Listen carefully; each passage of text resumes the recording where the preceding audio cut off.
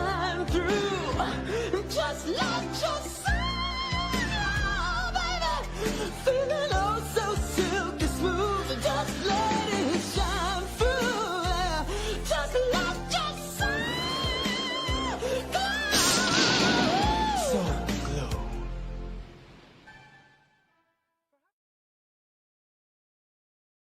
That means that we punched our ticket to go try to win a Super Bowl, and that's it. We got one game at a time, starting at 1 o'clock on Sunday. Love y'all, boys. Love you. Love you. I'll go to war with every single one of you, every game, all right? Love you, 1-7. Here we go. 1, 2, 3, 1, 2, 3. Win.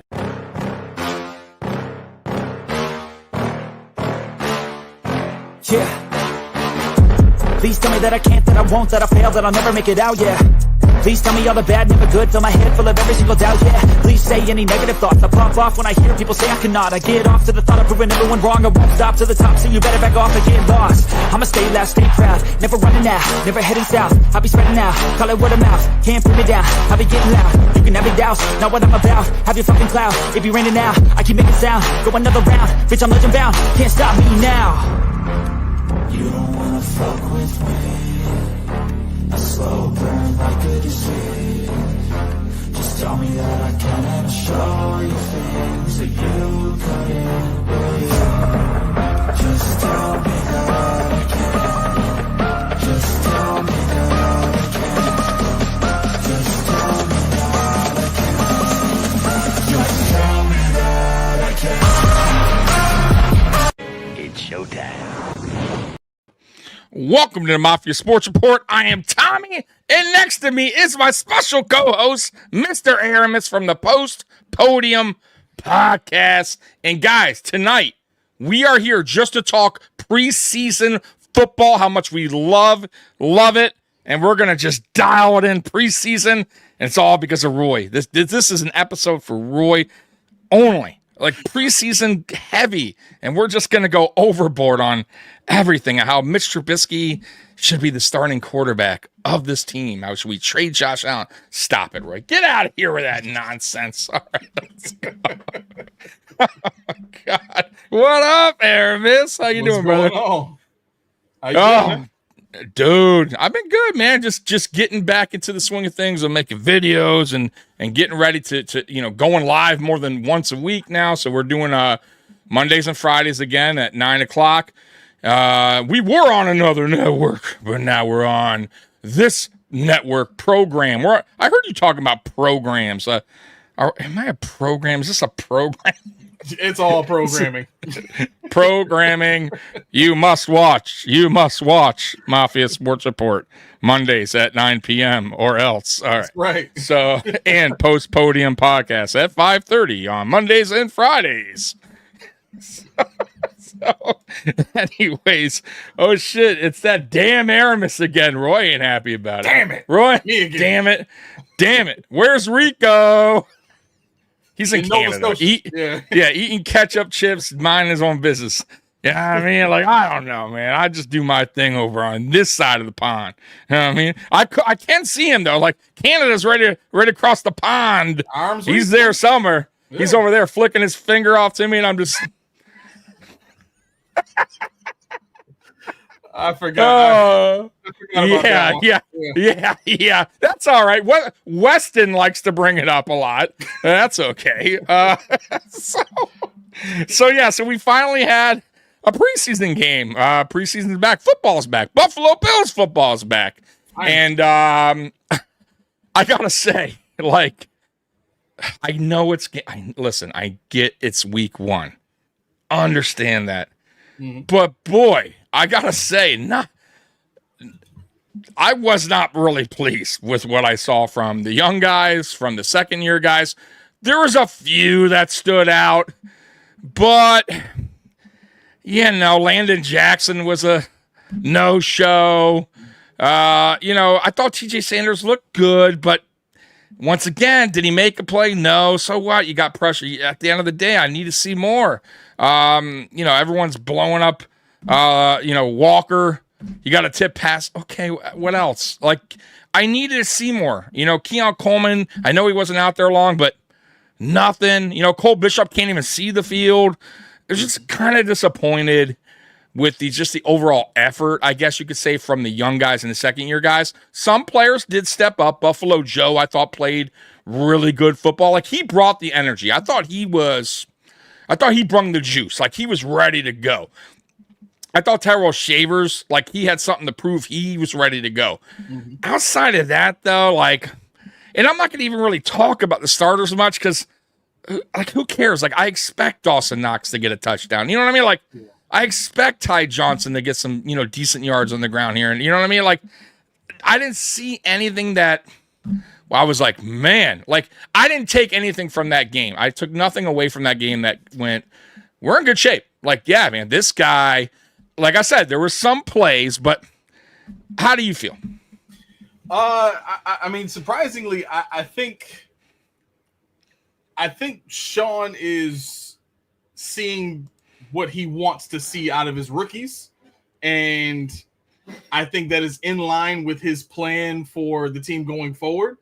And to be honest, Landon Jackson and then Dorian Strong were probably the only two rookies that I looked at that was like, all right, they definitely need some more work. You know what I mean? Landon Jackson, I wasn't happy with that pick at all, regardless to begin with, because again, to me, that's Russo 2.0, as Keys pointed out on our show several times. But beyond all of that, I really did, I had an appreciation for the pass rush that we got up the middle. I kind of think that that's been Sean McDermott's goal all along, is for his pass rush to be in the middle of the defensive line as opposed to traditionally on the edges. And that's why we've been crying for defensive ends all this whole time and not getting the sacks that we want from a Greg Rousseau. It might be because they want the defensive tackles to play that role, essentially, right? But I think past all that, seeing what Jordan Hancock was able to do at safety gave me some real hope for the safety position because we need it. But yeah, man, look, to your point about not seeing, much from the starters. That was surprising for me because with the show that Sean wanted to put on with Ray Davis kicking a field goal, you would think he would also want to kind of show off the new additions to the offense. Where's the Elijah Moore pass? Where's the Josh Palmer pass? We didn't see any of that. It was kind of just status quo. We'll score 6 touchdowns and it'll look blah.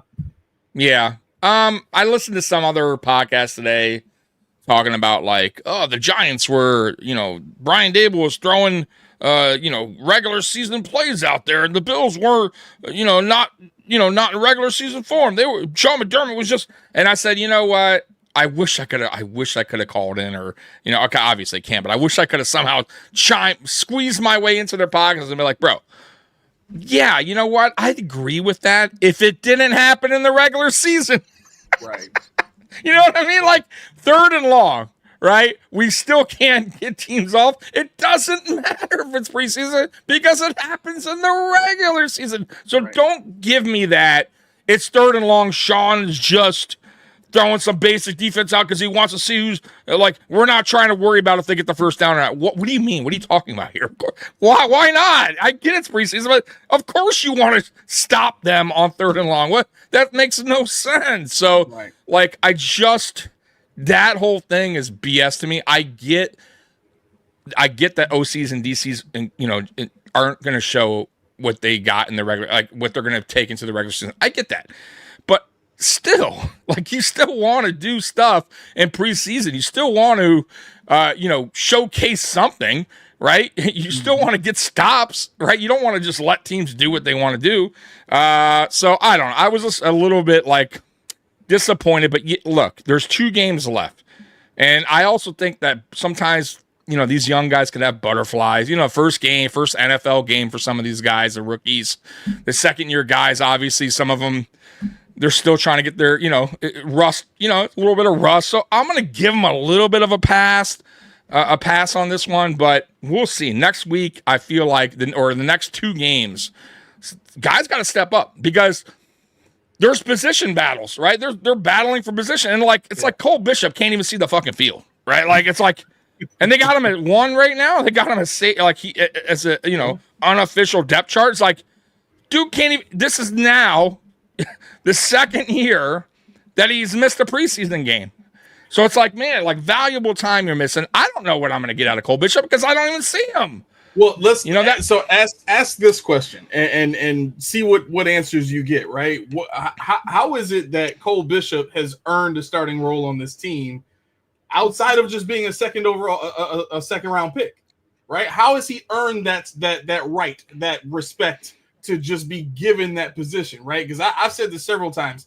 I don't think that Christian Benford won the job year after year after year. I think for Christian Benford and players like that who have Levi Wallace was another one, never really got any solid competition, right? And here we have a rookie who was drafted in the second round.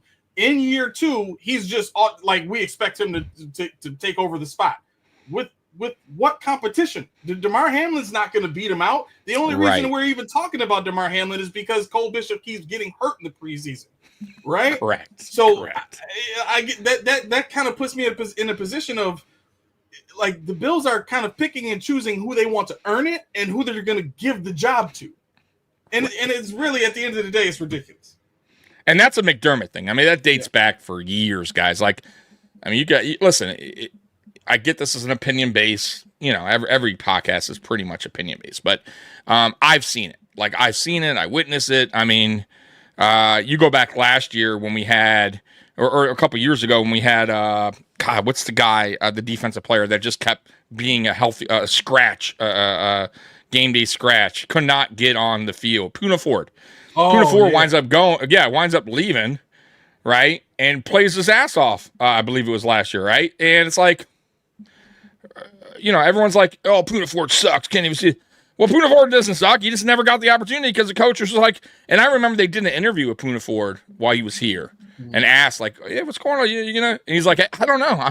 I'm doing everything. I'm doing everything right. I'm doing everything he asked.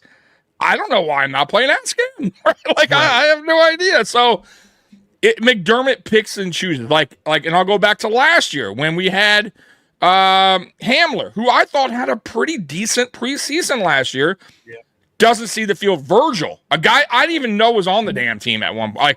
They called up Virgil, and I'm like, you know what? I go, okay, he's a speedster. Maybe he's like impressing them.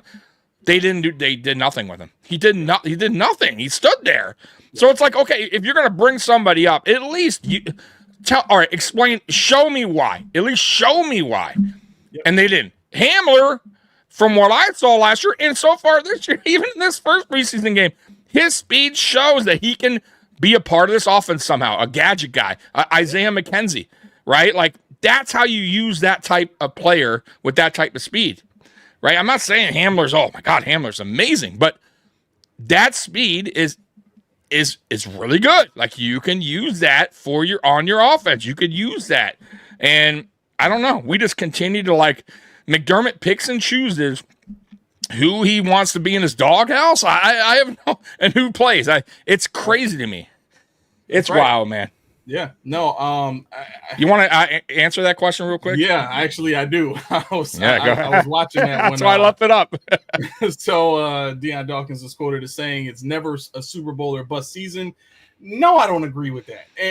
Like, okay, so his exact response was, in kind of a facetious or sarcastic kind of way, answering the question as if to say the question itself is ridiculous, right? Because of course it's not Super Bowl or bust, right? They're not going to give him a pink slip in his locker if he doesn't make the Super Bowl this year, right? Nobody's going to, like, the team is not going to be dissolved if they don't make the Super Bowl this year. That's not what we're talking about. Right? The idea of Super Bowl or bust is either overblown because players and coaches just don't want to deal with the real answer of the question or the real gravity of the question, or it's underblown or kind of, you know,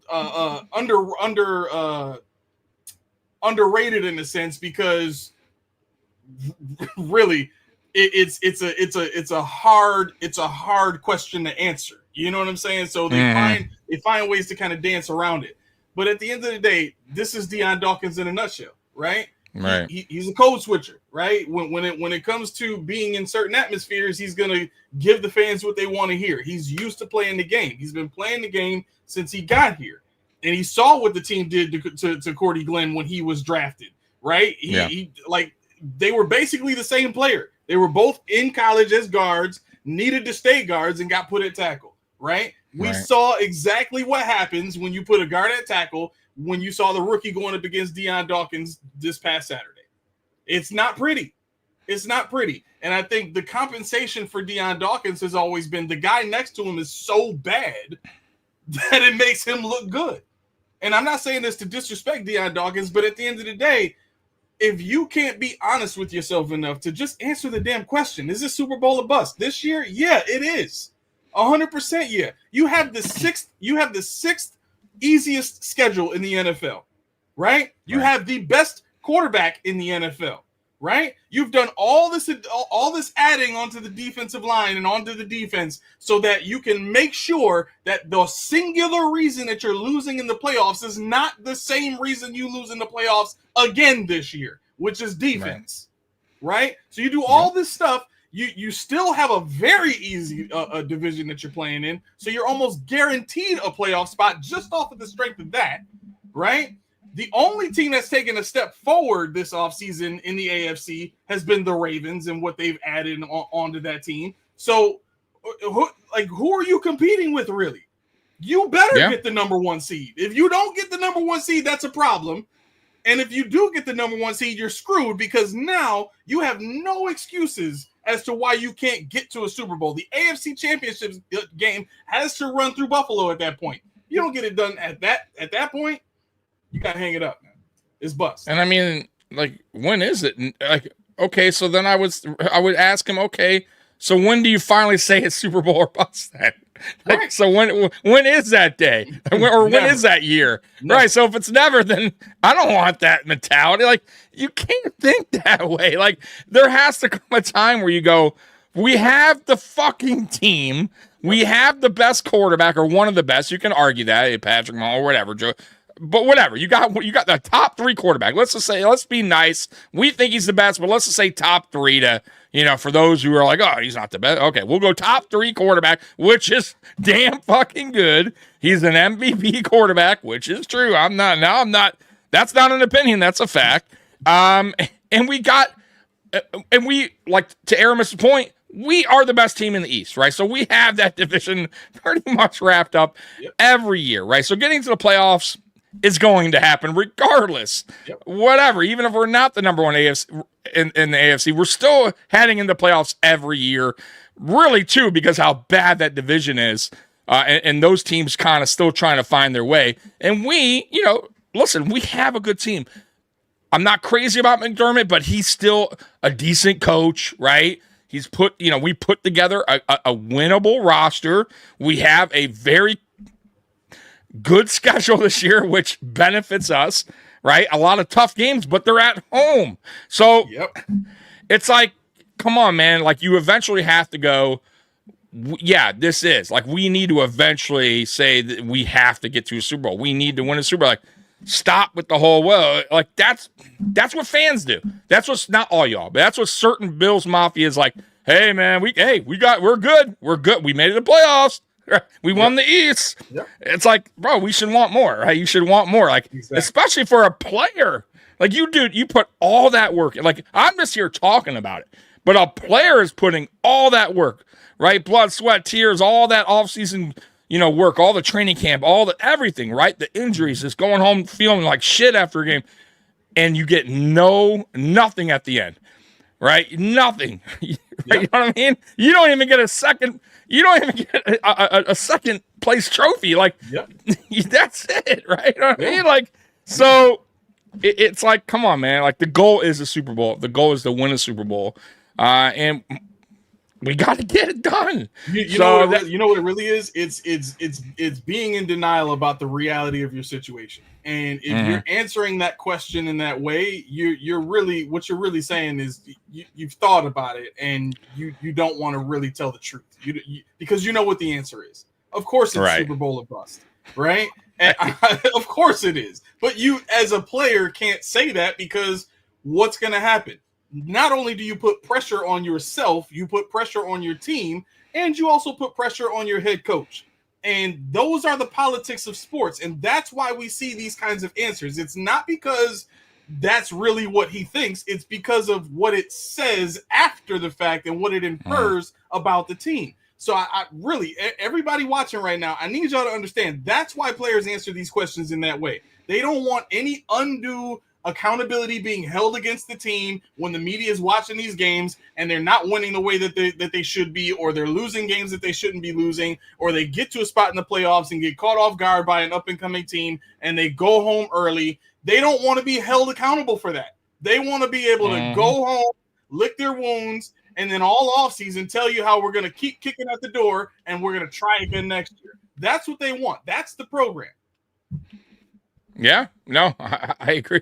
You know, it's funny. I was going to see if I could pull it up, but as you know, I'm a Pistons fan. So do you remember when Rasheed Wallace, he put it out there and it's guaranteed a win after a loss? Said, I don't give a fuck. Write that shit down in paper. Do what y'all want to do. We ain't losing that game. And I love it because, boy, if we would have lost. And by the way, that game came down to the Tayshaun Prince block. Yeah. We almost did lose, but we didn't. That's So right. he was like, hey, the guarantee, baby. He guaranteed it. You know what I mean? I love it, bro. Like, I love that. You know what I mean? Like, I don't mind a little bit of swag or cockiness. You know what I mean? If you're going to back it. You know what I mean? And I trusted that team. So I was like, hey, I trust my team. I trust them. So, hey, you know what I mean? But, you know, like you said, a lot of players don't do that. And speaking of the end of the game in the preseason, I get it's preseason, but by the way, I took this clip off somebody who put it on Twitter. I thought it was so funny. This is the end of the game for us, right? These are the players on that last offensive drive. Congratulations for being shit. Well done for being shit, and well done for being shit. What was going on there? Where was the teamwork? Where was the spirit? Where was the communication? And what the fuck was going on? I thought it was so funny. That was Coach Tabor talking to special teams. What the fuck was going on? That's right. You got Ray Davis out here kicking field goals. What the heck is going on? Oh my god, dude! I was laughing my ass off when I saw that. I'm like, dude, I gotta play that tonight, man. But yeah, so it was just that was a shit show at the end. The center hiked the ball way over Buchler, whatever the hell his name is. I can't even pronounce that guy's name. I don't care about that guy. Let's get to the backup quarterbacks who both started rocky, but winded up getting into a groove. I thought Trubisky played slightly better, even though their numbers or stats were pretty much similar. But I'm still not like sold on either one. I still think they're pretty bad as backups. But I will say this. It was good to see Trubisky kind of like get out of that bad groove he was in as far as being gun shy. Like I thought he finally started to throw the rock. You know what I mean? Like, and he also had a drop pass by Zach Davidson. Terrible Zach Davidson. I believe it was Zach, right? Who dropped the ball for him, right? I don't think it was Mike White. I think it was him that dropped that deep. Was it the Mike White? Who threw that one to Zach Davidson? That he dropped it. Remember, it was a deep ball, wide open. I think that was Mike White. Really? Either way, I mean, that stats right there was like a 40-yard pass. Like, it's just like unbelievable. But anyways, what'd you think of the backup quarterbacks? What's your opinion? I think this is the first year that the backup quarterback has had any kind of competition, which is good. Because I mean, both guys couldn't just go out there and put on a stinker and come back and feel comfortable about it. You know what I'm saying?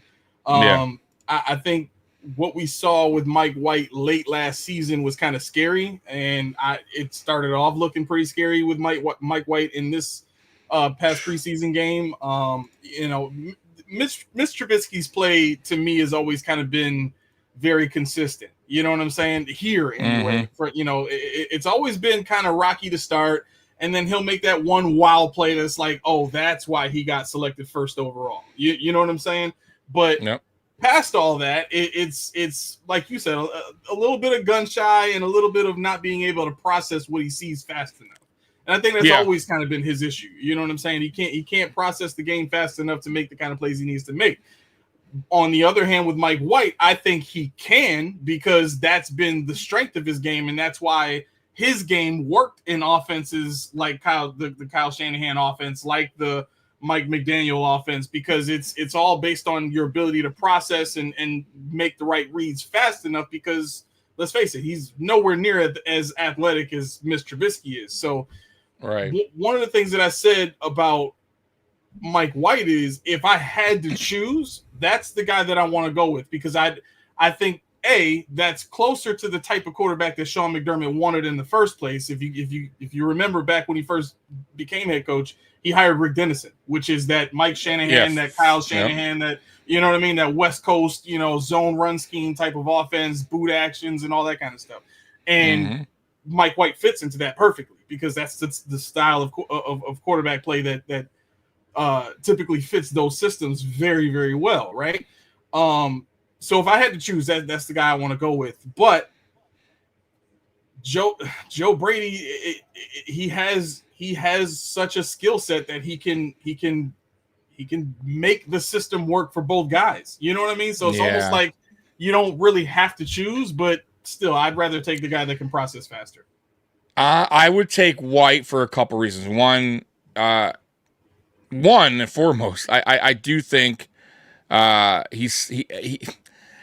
think he's better right now than Trubisky. I thought Trubisky played better in this game, but I do think in their career right now, White is better, but they're both bad. I'm going to be honest. I still don't like either one. Also, Trubisky, if you cut him, you save some money. Okay. White's a cheap signing. You know what I mean? So I think you save like a couple million off Trubisky if you cut him, something like that. So, hey, a couple million, we need the money. So I think, like, to be honest with you, if they're this close in competition, cut the guy that's going to save you some money. Right. You know what I mean? If they're that close, where I'm like, I guess Trubisky played a little better, but, they're and if they continue that during the preseason, bro, I mean, do what makes sense. You got the guy that's going to save you the money at the end of the day. So that's what I would do. We'll see the next two games because, like I said, I got to see a little bit more before I make that ultimate decision. But, yeah, White over Trubisky, says Sandra King as well. And then you got somebody here who says, no bones about it. He says, all snap, Aramis on the Mafia Sports Report. What up, Bones? Right, man. Aramis, my dude. So here's some of the stats. We'll go through them real quick. Once again, we get it, guys. It's preseason. Like, I love how, like, some fans get very angry. I don't know if you notice that. Some fans get like, it's fucking preseason, man. All right? Calm the fuck down over here. All right? It doesn't matter. You remember we got smoked last year. It's like, and it's like, guys, we talk Buffalo Bills football here. We know preseason ultimately doesn't matter. Like, we get that, but it does kind of matter. It does. It matters to the rookies. It matters to the second-year guys. Yep. It matters to the guys trying to, get on the 53. Like, it matters to them. Yep. So it should matter to you. Yep. So I get it. Like, I don't give a shit if we lost 50-25 here. I could give two shits. I want to see some production from my young guys, my second-year guys. That's all I'm watching. That's all you guys should be watching. I don't even scoreboard wise. I could give a shit. But I want to see something from these young guys, these second-year guys that go, okay, we're going into the season, and I trust this guy, I trust so-and-so. Like, with this guy, I don't know if he's going to make the team. You know what I mean? Like, that's how we got to judge preseason. Right. We know the score doesn't matter. We know it's the play calling is very bland, vanilla, generic. We get that. It's Tecmo Bowl, right? Tecmo Bowl play calling. But at the end of the day, these players still need to do their job, even with basic play calling. And if they're not, well, guess what? We got a problem. Right? One of the things that Sean does in the preseason that I actually do like, because it does even the playing field for every player, is they don't scheme things. They don't do game planning of any sort when it comes to the preseason games. They just let the guys go out there and play. And what that does is that allows you to kind of see how a player processes the game without any coaching, without any game planning, without any forethought to the game itself. It's just read and react. You know what I mean? You go, you line up. What do you see on the other side of the field? What's the linebacker doing? Is he creeping up? Is he trying to cheat the hot? What is he doing, right? So I think from that standpoint, it does create an atmosphere for the players where if you come in and you perform well, it's easier for the coaches to kind of see who sticks out, see who falls through the cracks, and make a more fair and well-informed decision on who should stay and who should go. Because it's not based on, okay, well, this play call usually suits Kincaid better than it does Knox, and so Kincaid's numbers are going to skyrocket in the preseason because we've been calling all of these vertical plays for him. Meanwhile, Dawson Knox has just been asked to block, and we're killing him because he's making $13 million a season. You know what I'm saying? Like those are the kind of conversations that we can get stuck in if it's more about scheme and game planning and stuff like that. So I do appreciate that. Raymond says, "Are we getting the cheerleaders back?" The Jills? Who's talking about the Jill? I don't know. I didn't hear anything about it. I doubt it. Are we? Yeah, is that a thing? Okay. Shavers is doing well. Is he trying to get in on the fit? Well, of course he's trying. Yeah. I mean, all the players trying. Yeah. Speaking of him, you know what? I wanted to get to that. We'll get to the stats in a minute. So I wanted to get to this because this is kind of bothering me. This is typical Sean McDermott talk. And it's just I'll play it, and then I played this earlier in a video I did, but my God. It just boosts my confidence immaculately, just being able to go out there with more confidence, and the coaches trust me, my teammates trust me, so being able to make plays like that is helping me out a lot. But I just got to keep going. Obviously, it's amazing to make a play, keep making plays consistently, but I just got to keep being consistent the rest of the preseason and see where it goes. We feel like we know what he can do, out at wide out and things, and he continues to show us that. And it's okay now. How good can you become on special teams, and what phases or how many phases can we get out of you? Again, just in terms of versatility and the value overall. Oh God, shut up! I mean, can you just give the guy some love? Right. Go straight to the goddamn special teams. It's like, I mean, yeah. You know what? He whatever. He did all right. Just what can he do on special teams? Is the real question here. What more do you need to see? Is my question. Like what more? Like every time this dude touches the ball, it's a big play. He comes into his first actual NFL game where he gets some action, and what does he do? You're right. I forgot. Hey, take it to the house. Yeah, take it to the house. What more do you need to see this kid do? He keeps breaking, deep plays for your team, and in camp, he's one of the best receivers you have in camp. Right now he's second on the depth chart behind Keon Coleman. So, in my mind, if you keep talking about him on special teams, he's never going to be the best special teamer in the world. He's 6'5" for crying out loud. Like what do you want the kid to do? Right. And how is that for him? As he's trying to get some love from your coach. Right. Like you're trying to get that hey, look what I did, coach. Right. Well, let's see pump the brake, Shavers. And first word hold on. The special team, and then the player's supposed to be energetic about that. No, yeah, let's get you over there with the specials. Come on, man. Here it is, man. McDermott preaches all the time about hey, players come here. It's going to be whoever earns their roster spot, earn their position, right? Yep. I want players. Okay, that's cool. And hey, that's great. But when guys do, and you're like, a specialty, go over there. It's like, bro, what are you talking about? You got Curtis Samuel, who can't fucking get. The dude is like a walking injury. That dude can walk on a pebble, and he's like a broken ankle. No offense to Curtis Samuel, I don't know his history of injuries. I honestly never looked it up, but I don't recall him being injured. But maybe he was. But the guy can't stay healthy. Right. We're kind of fucked with him, though. I got to be honest with you, because we cut him. It's a dead cap hit, right? So the only way out of it is you trade him, and I don't know who wants him. So once again, he can't be on the. If he can't be on the field, who wants him? So,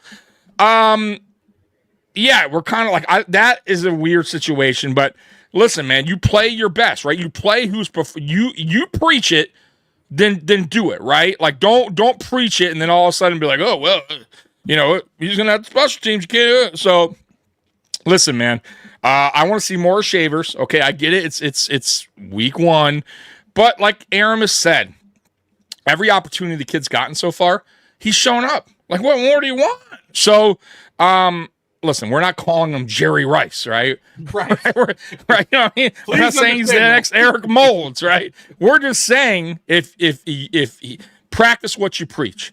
Yep. If you preach it and you're saying, hey, the player that earns it will take that position or get that job, okay, then give it to him, right? Stop favoring certain players that aren't earning it. That's my point. So I feel like the kids earned it, right? I felt, like I said, and Hamler earned it last year, and Roy was saying, well, we have more. I get that's not the point. The point when I'm talking about last year when we were calling up, we needed a receiver because of injuries. Mm-hmm. They call up Virgil, who did nothing. I don't even know this guy. Called Virgil. Hamler's the one that actually had a good offseason for you. He had a good preseason, and you call up some guy like you just got off the waiver wire, wherever they got him.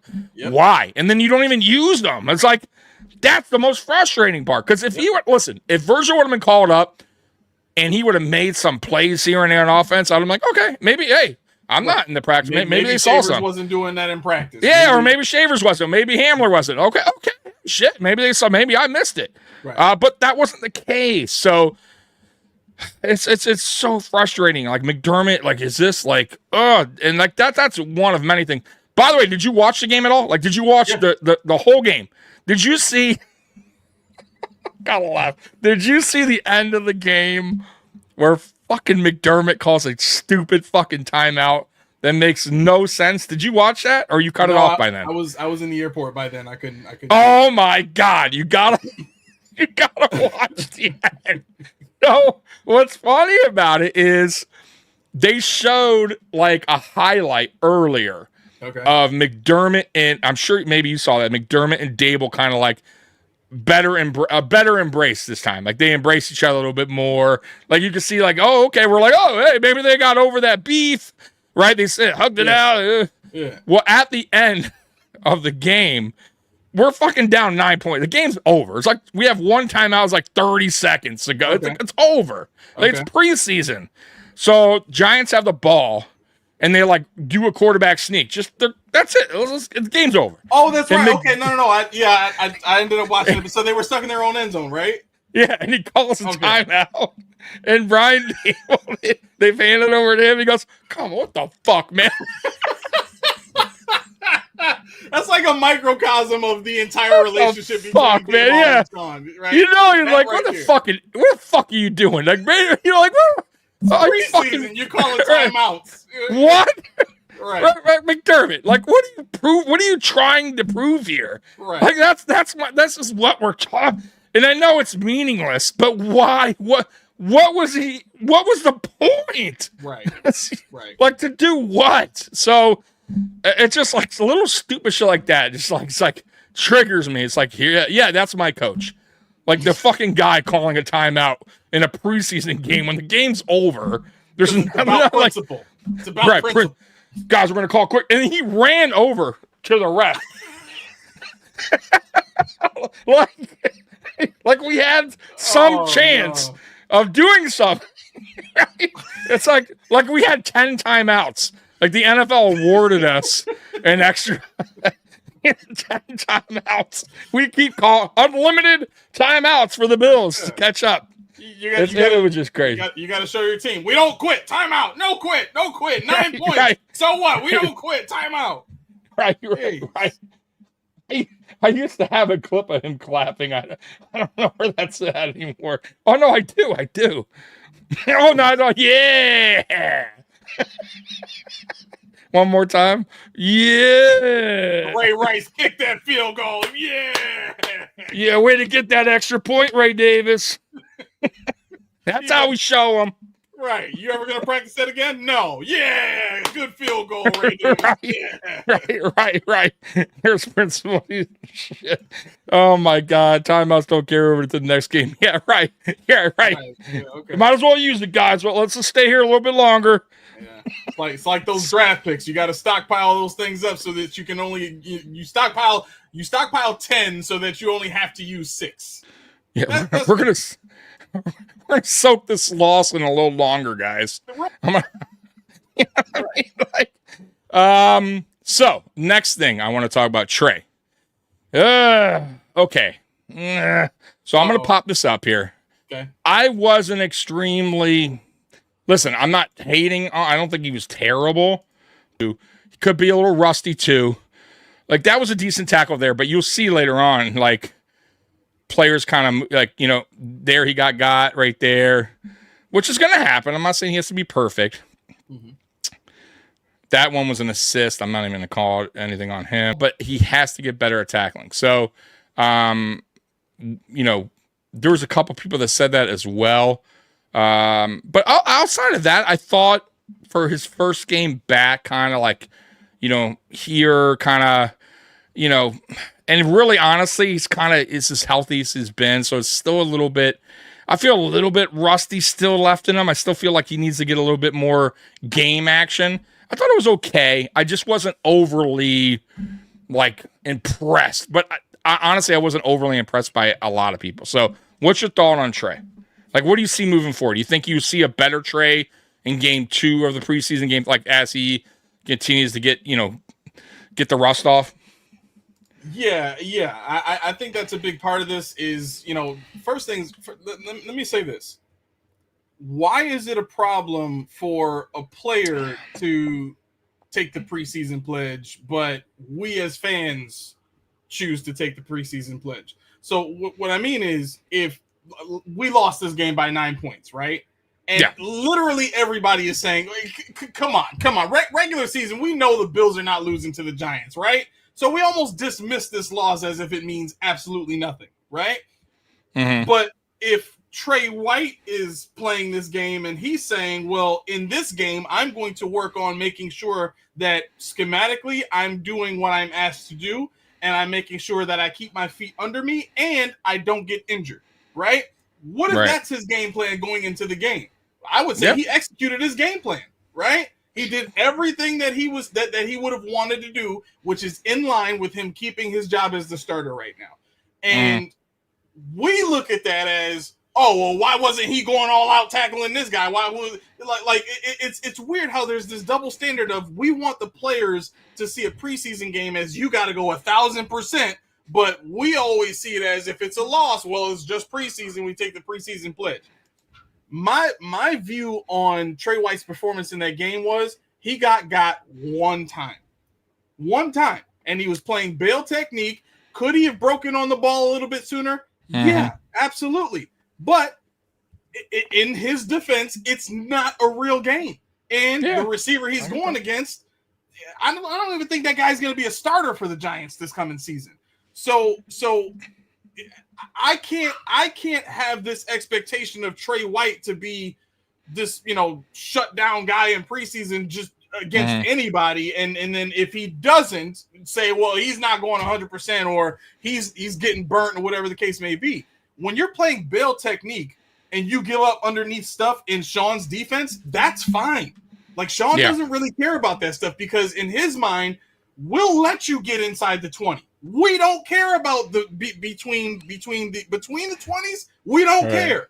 Once you get inside the 20, though, now we've got the favor. Now we've got the advantage because there's nowhere to go space-wise. We're going to take up all of that, and then there's nothing you can do but kick a field goal, and then we're going to go down and we're going to score touchdowns. That's the mindset behind this scheme that we're seeing with this defense. So when we're seeing Trey White give up these kind of plays, I've just kind of conditioned myself to say, like, it doesn't matter. As long as I'll put it like this.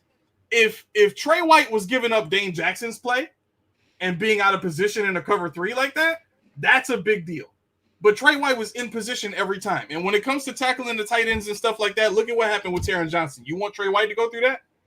Are we happy that Taron Johnson went 1,000% and hurt himself trying to tackle the guy that's 6'6", 270 pounds? Yeah, I'm with you. I get where you're going with it. I'm just saying I'm nitpicking a little bit with that. Like I'm not saying you. You know what I mean? Because you're not the only person that was saying that. You know. Yeah, but I wasn't. But also at the same time, I'm not. I also didn't think he played bad. You know what I mean? I just thought his tackling could have been a little better. But I get your point. I get your argument, or what you're saying, like why possibly he was avoiding that. I get that. Like I totally understand that. I just want to. I guess I want to have that comfortability knowing that okay, Trey's going to be CB2 heading into the regular season. I saw what I got. I saw what I needed to see. I'm good with it. You know what I mean? Not that it's my decision, but listen, the fact is a fact. Right now, he's CB2, right? Max Harrison's injured. He's done. He'll be back. He'll be back for the regular season, but when? And he's already behind as far as the playbook goes and all that good stuff. But yeah, like, we'll see. I just want to see a little bit more to make me feel a little bit more comfortable, as him as CB2. And really, honestly, what boils down to me is just can he stay healthy for the season? And really, that goes towards a lot of players, right? Like guys that have had like the Matt Milanos of the world. Because I thought Matt Milano actually came out good in this game. Like I thought he had a lot of energy to start the game. Then obviously he went out of the game. I think your screen went black, or that, right? Yeah, no, I cut because this connector that I'm using for my camera is giving some weird picture stuff there. Oh, like little pixels. You were fine. Yeah. All right. I'll put it back. Yeah, you were fine. Yeah. I can't find I saw it. I was like, am I talking to like an AI? Like, is Aramis really here, or is this like you just set up some AI Aramis? You programmed it. You're really sleeping in the other room. I'm You're talking to yourself now. That's right. A fake Aramis. Oh my God. Aramis being positive and Tommy being negative. That wasn't on my bingo card. I'm not being negative. You're a hater, man. You own it. You hate the Bills. That's right. You hate the Bills. Own that ish. No. Stop it. Come on, man. Oh, my God. Double dose. Oh, so I went through the list today of stock up, stock down. I'll show you the stock up, stock down. This was a list, obviously, by my favorite silent co-host. And then I did a couple. I added some. I'm shocked they did not have Buffalo Joe in this. But they did not. Like, I'm like, why is he not on stock up? At least unless I missed it. Let me pop that in here. Where is that? Stock up, stock down. Of course, they got so many pop-ups now. I think they're doing that on purpose now. They're pissed off at me for their service. I don't know. All right, so look at it. Like, I want you to get some pink stuff in your drink. Kill me? What's going on here? All right, let's go. Wasn't that what Steph Diggs was handing out? Yeah, right. Hey, we got this from Stephon Diggs on a boat. Now look at us. All right. That's right. All right, stock up, stock down. Tell me if you agree with look at all these damn pop-ups. All right, stock up Tyrell Shavers, right? We're good with that. We agree with that. We'll move on. All right. Stock down. Zach Davison. Can we agree? Stock down? With the drop fucking passes. I mean, crucial two of them. One could have been possibly to the out 40. You can't drop that. And he dropped another one later in the game too, wide open. Do we really believe he's in the competition for tight end though? No, but this is for the game. This is not, this is just all right. So I'm gonna go start. I respect Bill's wire. I don't disrespect him in any way. I wouldn't have even put this player on. Put him on the list. Well, they're gonna, they put Ray Davis. I don't know why he got a stock up. Yeah, because he kicked the field goal. Because he made an extra point. Yeah. I mean, running he wasn't anything. But what? Yeah, look, of course they have to show it. Kick is good. That's why. Stock down Deion Walker. What do you think about that? Yeah. So I said in mine. Yeah. So in my video, I put he shouldn't belong on the list. I wouldn't put him stock up either. I would have left him off the list, in my opinion. He had the I highest. I don't go by PFF. I go by what I see. So listen, I thought he did well. I'm not hating on what he did. Once again, he had a pass deflection, right? I thought that was nice, right? And that, by the way, he should be doing that all. Put your big ass, tall ass arms in the air, Of course. because that's what height gives you, right? The ability to block, hit bat throws down, right? Passes. So he did that, but outside of that, I thought he rushed the quarterback well. Okay. I just, outside of that though, he didn't get a sack, right? He had the pass deflection, but there wasn't, once again, I wasn't wowed. And maybe I'm nitpicking here, but I didn't see him. I didn't personally see, and maybe I need to go. By the way, the all 22 is like still taking forever on NFL, so I could not and that is where you really kind of get more info. And maybe I'm wrong, and maybe I'll reverse my decision and go stock up. But I didn't believe you stock down. I just wouldn't put him on the list. So what are you going with? Stock up, I'm guessing.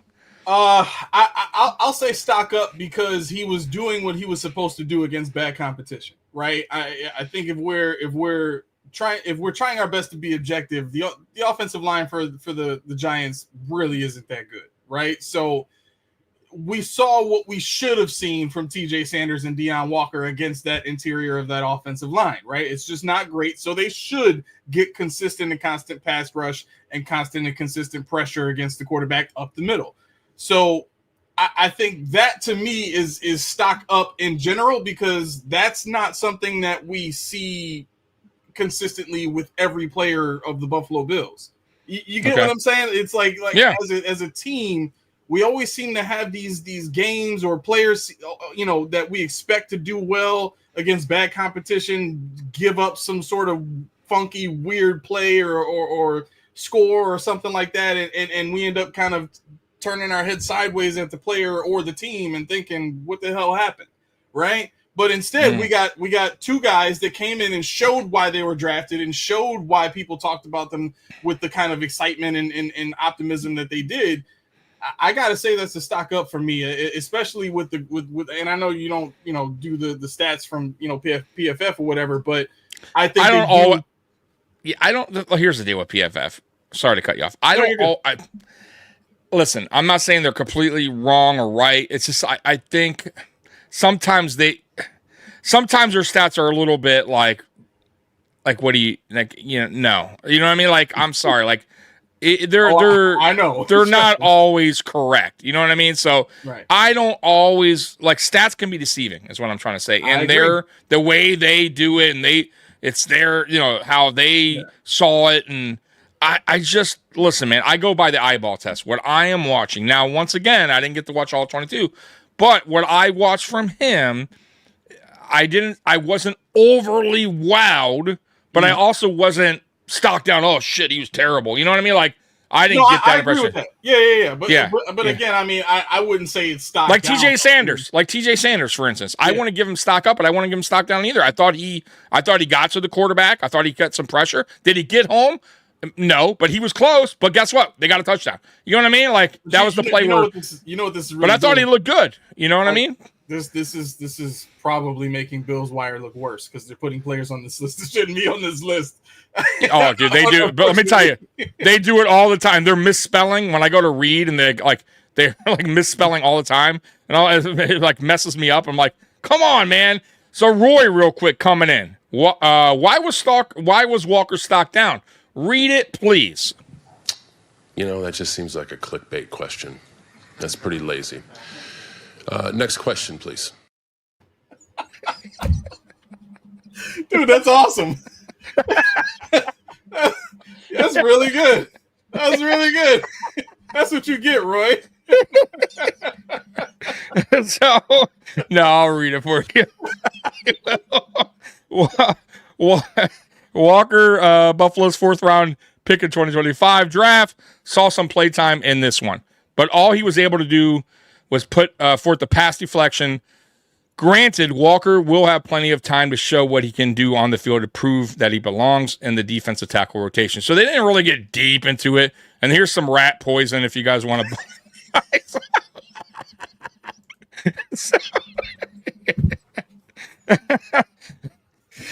Yeah. If you're fed up with reading these articles from Bill's Wire, you can just Right. yourself with this rap. Right. While you're scrolling down with a million pop-up ads, in case you have rats in your house. Oh shit! I was coming on here to see stock up, stock down, and man, I got it perfect. I found a solution to my rodent problem. Man. Holy shit! Yeah, I wasn't even thinking about that, so I came on here.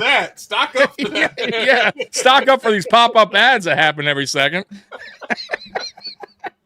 Sure, enjoy those.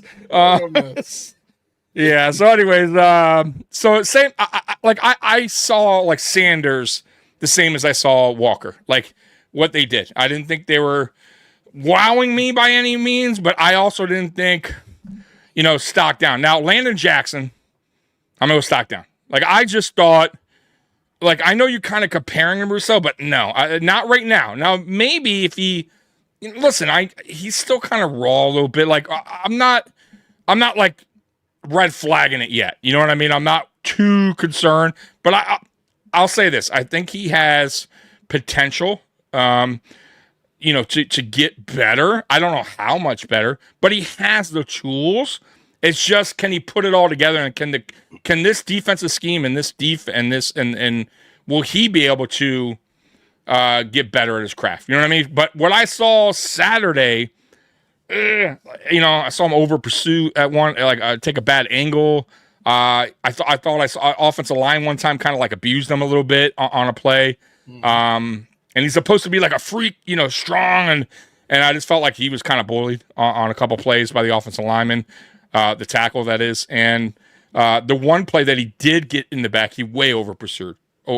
He went way. So I need to see better from him. But once again, I don't know if they were.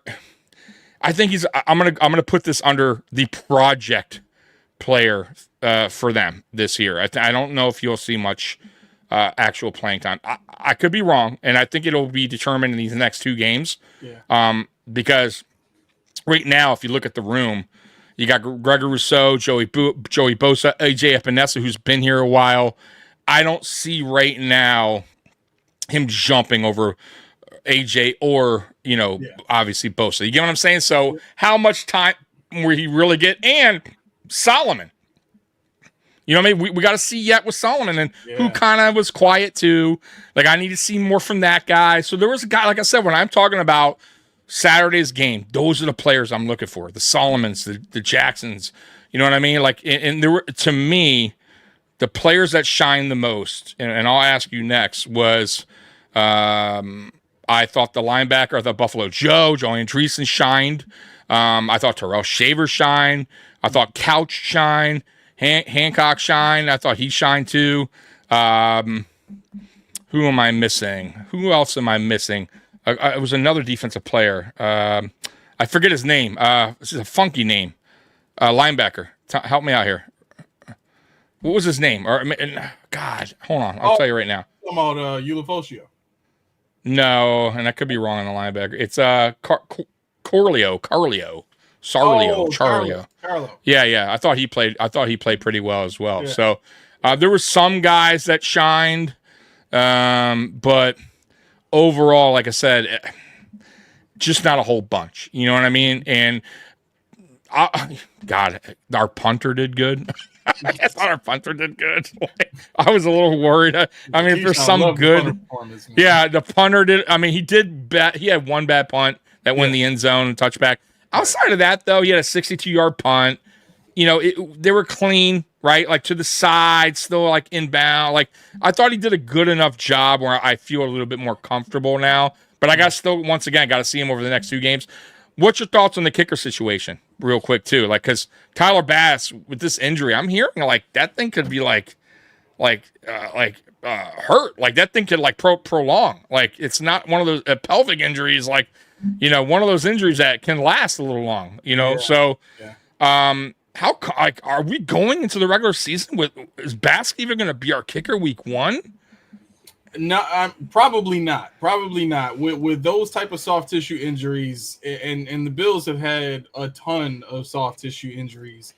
I think the recovery period, based on what Keyshawn has said about the specialties of this new strength and conditioning coach that we have, his specialty is recovery time, not necessarily injury prevention, right? So, maybe we'll see him back a little bit sooner, but I think, ideally you that's an injury you have to let completely heal before you can put him back out there, and not just put him back out there as soon as it's healed. You got to give him time to strengthen that area too. You know what I'm saying? So in the midst of recovering from the injury, there's got to be PT, but there's also got to be a ramp up period that he gets to, really get out and do some live action, right?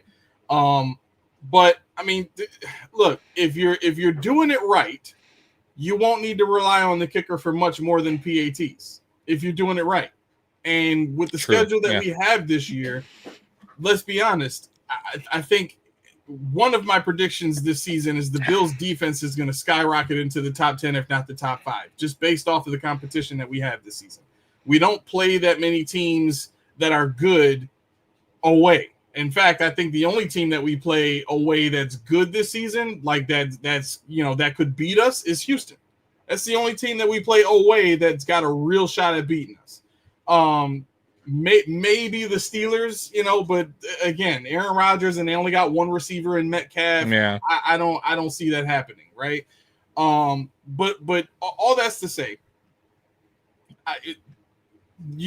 you're kind of stuck because you had plenty of opportunities to work in kickers over the years to compete with Bass, and you haven't done it. Even when Bass was struggling and you brought other kickers in, you brought guys in that you knew couldn't beat him. You know what I'm saying? But this is what they do. This is exactly what they do. They bring guys in to boost the confidence of the guy that they want to start, never bringing in any guys that could potentially take that job from him. They don't want the culture in the building to be cutthroat. If the culture in the building is cutthroat, then guys are more focused on me and not team, because everybody's trying to make sure that they're doing their own thing and covering themselves and making sure they're not giving up any ground to the guy behind them. But the reality of it is that's the NFL. That's every team operates like that. And somehow the Bills are trying to do it the other way. So I think the Bills have put themselves in this position. If you look at it that way, and look, this Davis kid, I don't think you're going to have a choice. You got to give him a shot. And if he, you know what I'm saying? If he does it, great. If he doesn't, hey, that's where you're at. There was some decent kickers out there actually still like a couple weeks ago. I don't know now. I haven't checked, but I forget there was a kicker that actually led the league the last 2 seasons. He's older, but he's still he led the league the last 2 seasons. I forget his name.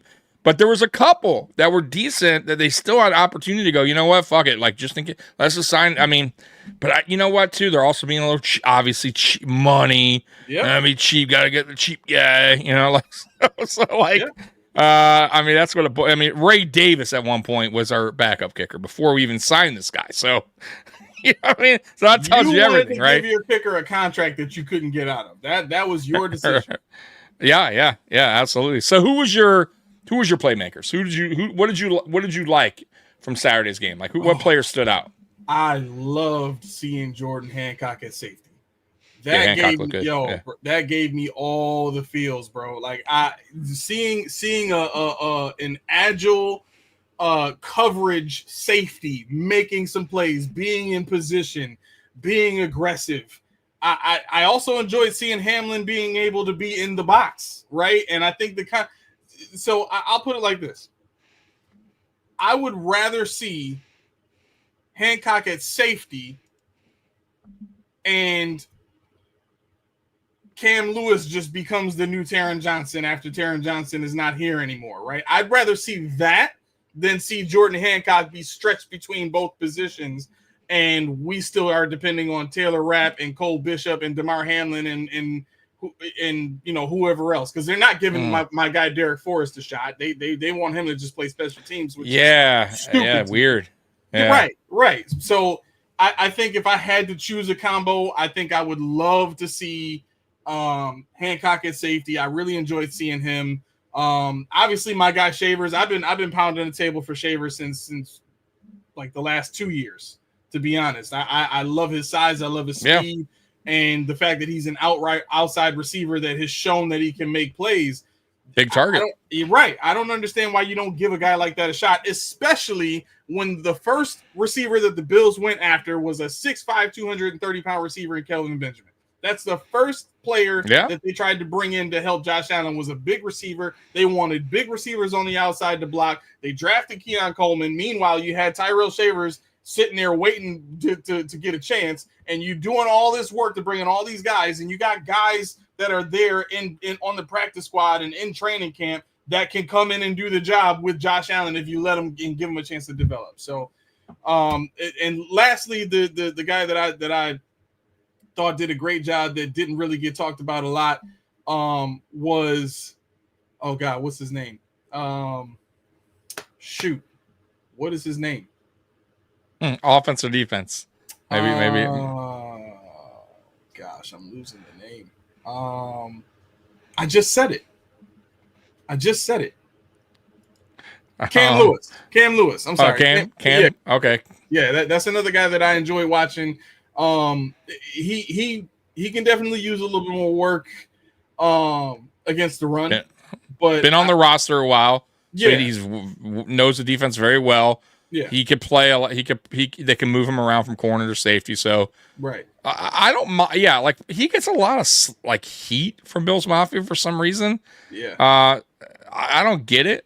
He's like, there's a reason why he's a player that's been on this team for a while, now, and keeps staying here. So, I thought he played good too. I did. Like I said, there were some players like you said. There's a few that stood out. Who were you most disappointed with?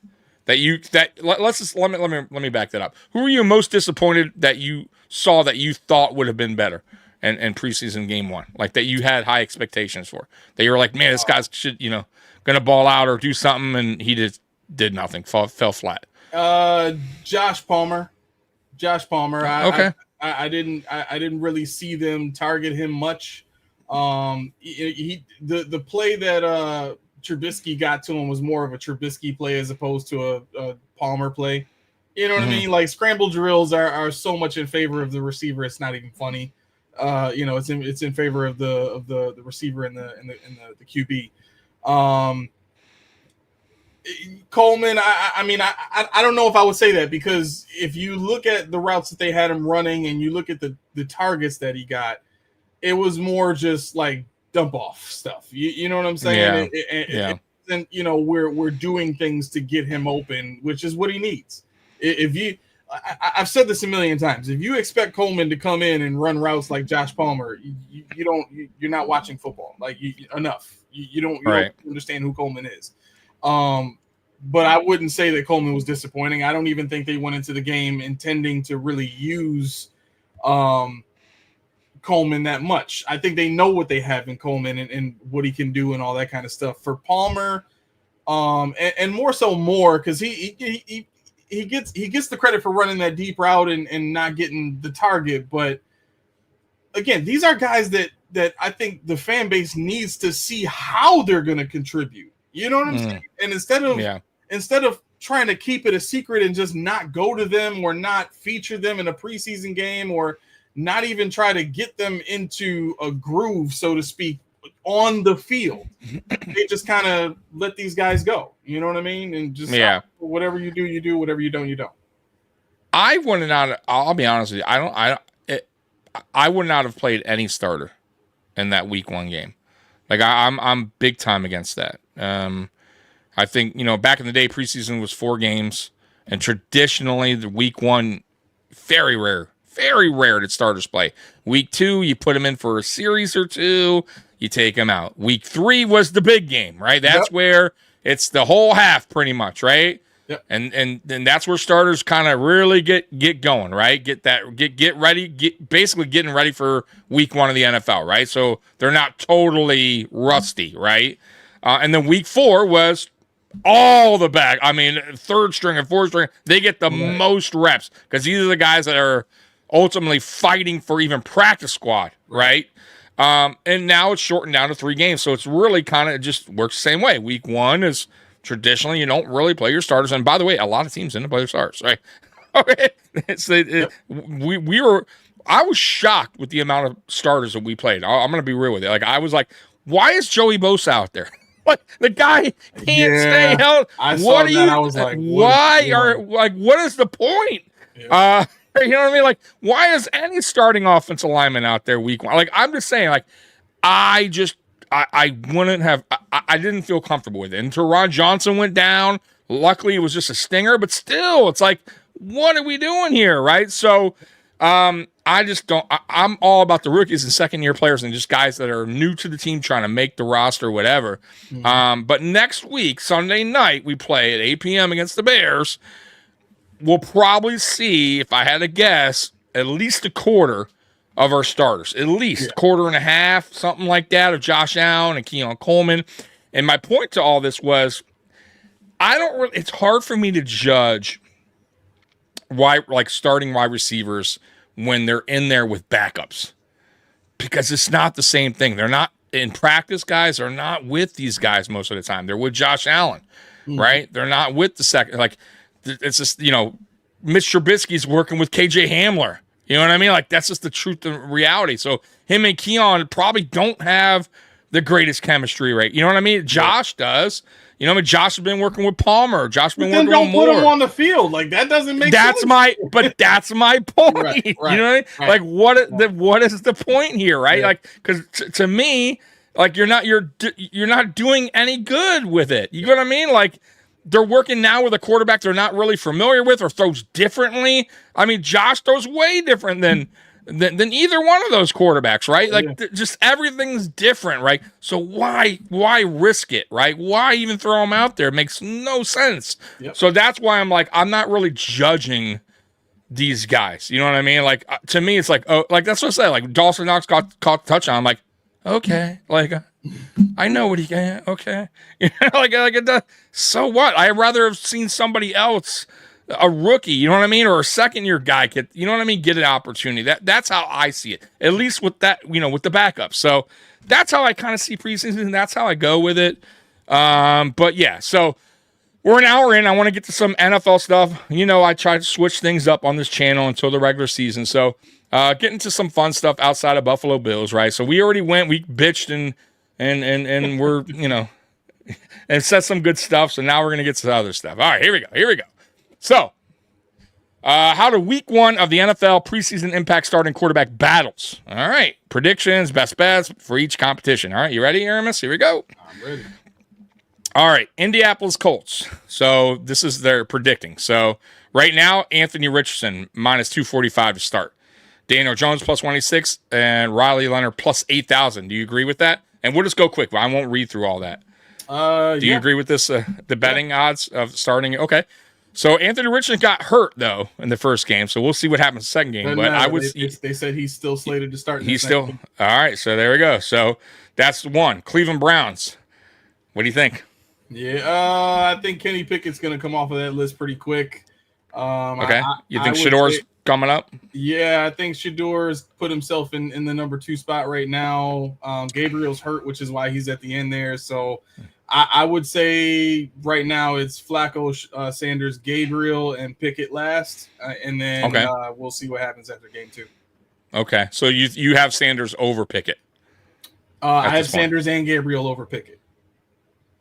Wow. Okay. Yeah. So they have a plus 111. I'm surprised that they have him here. When did this come out? Recently. This is after week 1. Look. How did week 1 of the NFL preseason impacts are? So 2 hours ago. Yeah. Yeah, this is new. So I'm surprised that they would have him so low because I thought he looked good. Like, listen, I'll be real with you, and of course everyone has their opinion. I'm not a fan of Shador. I just wasn't in college. I didn't think he played against the best competition. I saw plays I really didn't like from him. Matter of fact, there was one in that game and that he did it constantly in college, which was when he was under pressure, he backtracks. and loses yards. And he does. If you go back to college, he did that the same thing. And that's a bad thing. It's like a bad habit. I don't know what he needs to work on that, because I already knew. To be fair though, Shador's doing it, but Josh did the same thing in a playoff. No, I get it. I get it, but he's a rookie. You know, like I get what you're saying with Josh. Right. Yeah. But this guy's trying to, that's a bad habit. Josh is. That's true. But listen. Josh Allen. Josh Allen's my quarterback, and Shador Sanders is not. So stop talking about this damn quarterback in relation to my quarterback. Yeah, but it's a little different though. You know what I mean? Okay. Like Allen, we know what he's capable of doing. And I'll be honest with you, Allen early on in his career did some dumb shit. Yeah. Yes, we all agree with that. No one is saying that he didn't. He made some terrible decisions early on, and I would say 2018, 2019, and then he started to mature, right? And I'm not saying he doesn't do some plays here and there like that, but Josh Allen's really gotten better at, stopping, where he's stopped doing those type of plays, right? Or he knows when to throw the ball away a little bit better now. He knows when to get out of the pocket better. You know what I mean? Like get to the sideline and toss the ball away. I'm just saying what I've seen from Shador, I saw that in college a lot, and he needs to learn how to get rid of the ball, right?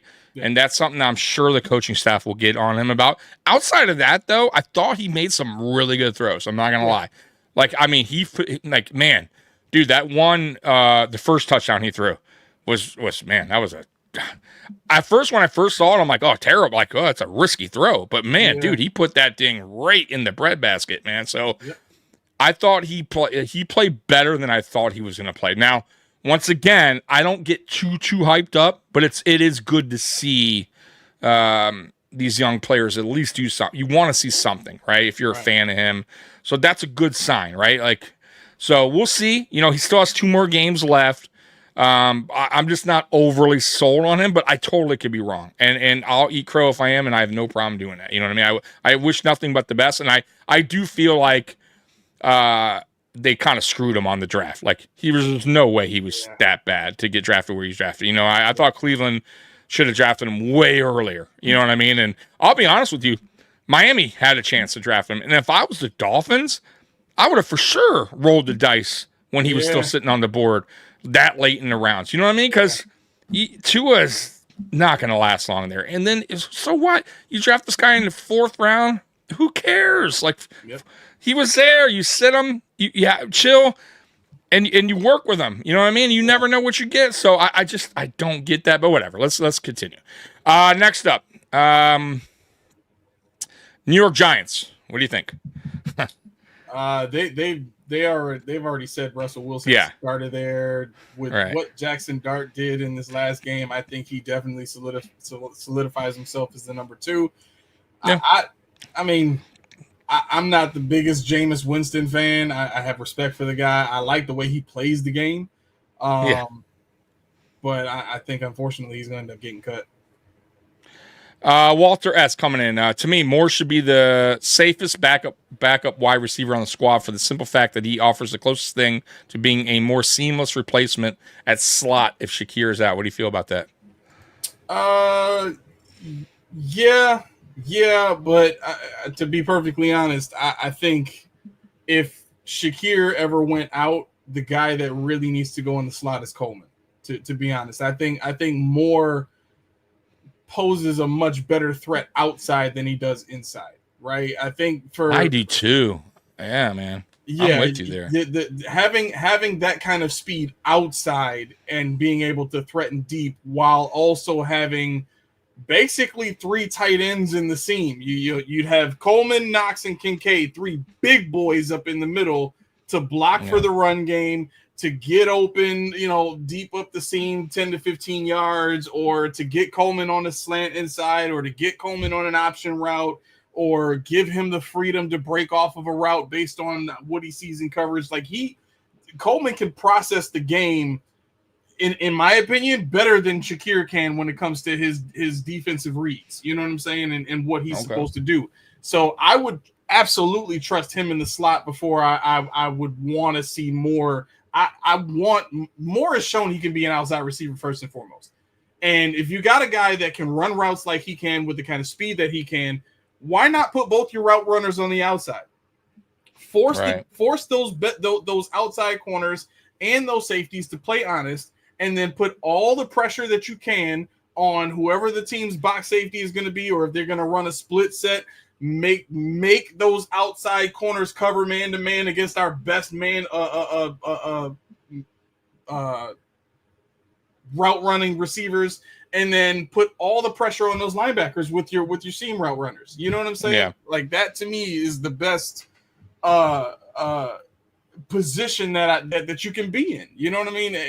I think we have to get away from this mindset that the Bills have kind of programmed into us, which is if a receiver is under 6 feet tall, or if a receiver is under 5'11" or whatever, and he's only 180 pounds, he's got to be in the slot. Like that's not the case. Steve Smith was an outside receiver and is going to be a Hall of Famer.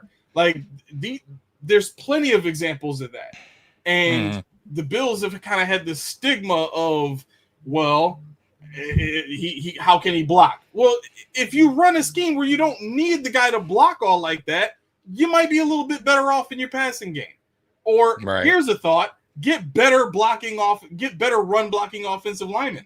You've devoted so much attention to these pass blocking linemen and linemen that are agile and athletic, that right now the best run game you have is a zone blocking scheme, and you've kind of pigeonholed yourself. Look at what happened to Ray Davis in the preseason game. You couldn't run a power scheme to save your life.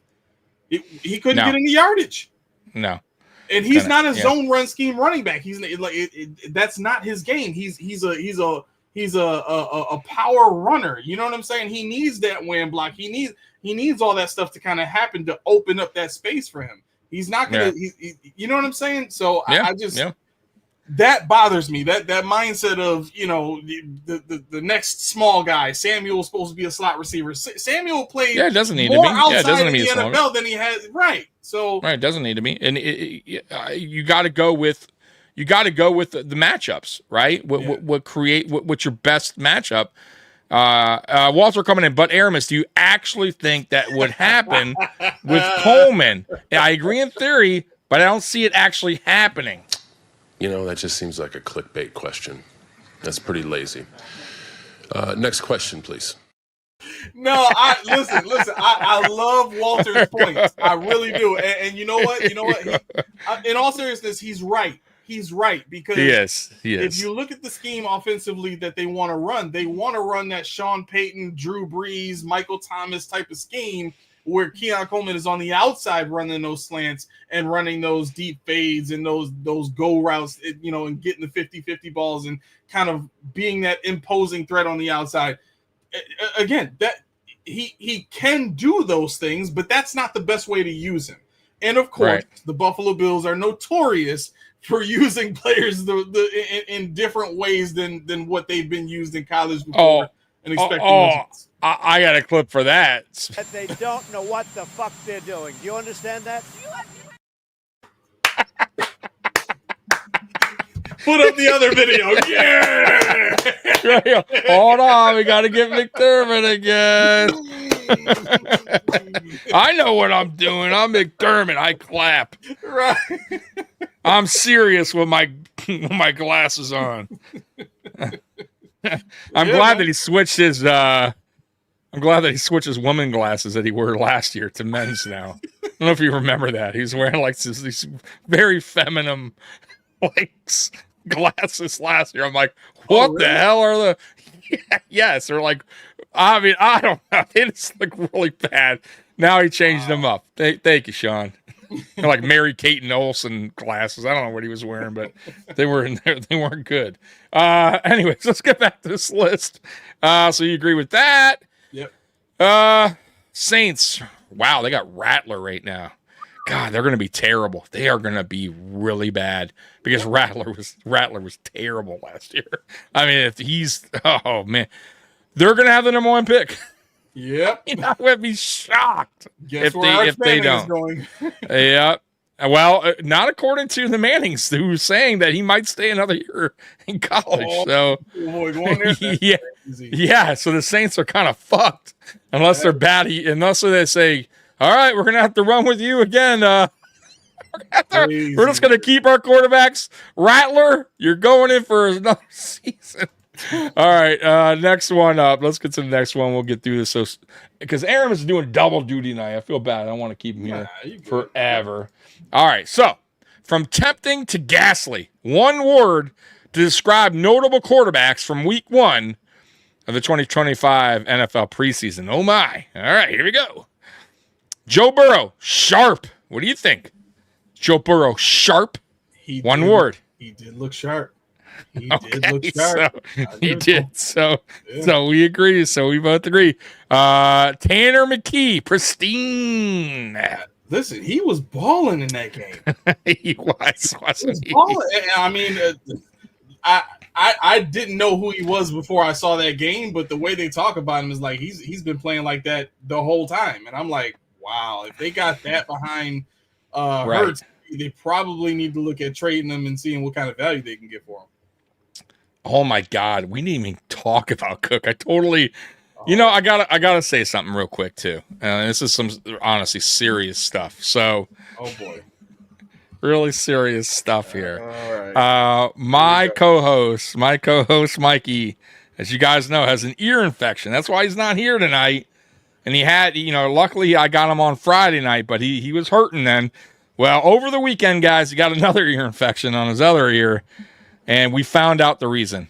It was the whole James Cook contract talk. Serious stuff. So if you guys don't want an ear infection, you probably don't want to listen to me and Aramis right now talk about the James Cook contract. Yeah, wicked ugly. No. Do you want an ear infection? Oh my God. So we won't. I'm kind of done with it, but I will ask you what's your opinion on Sean McDermott and saying, I guess, are you going to play? And he said, yeah, or something like that. Or he dressing up to play, and then he didn't play. He thought he wanted him to play, and then he dressed up, but he didn't play. What do you think about all that? Because the reason why I'm asking is because it kind of, I kind of don't believe McDermott when he says little things like this, because he did say Stephon Diggs didn't show up to practice, and he was at practice. So it's kind of like falling in the same category. Like, you know what I mean? Like, hey, I asked him, I thought he was going to play. He dressed up. I told him he was going to play, and then he said he's not going to play. So, did that really? No, this is purely a tactic by the team to put pressure on the player. I'm not saying that Sean went into the press conference planning on doing that, but Tommy loves Sean McDermott. Yeah, love him. Woo. But he was asked that question, and he had the opportunity to take the PC answer, which is he's doing what he feels is right for him, and we respect that. And next question, you know what I'm saying? Right, Instead of saying that, no, I wanted him to play, and look, all the reports about Sean McDermott having talked to him before the game and asking him to play, or at least take place in reps and stuff like that. Like that is more so the desire of a guy who does not want to see a player with the juice of a James Cook influence the younger players and cause them to think differently about the culture of the team.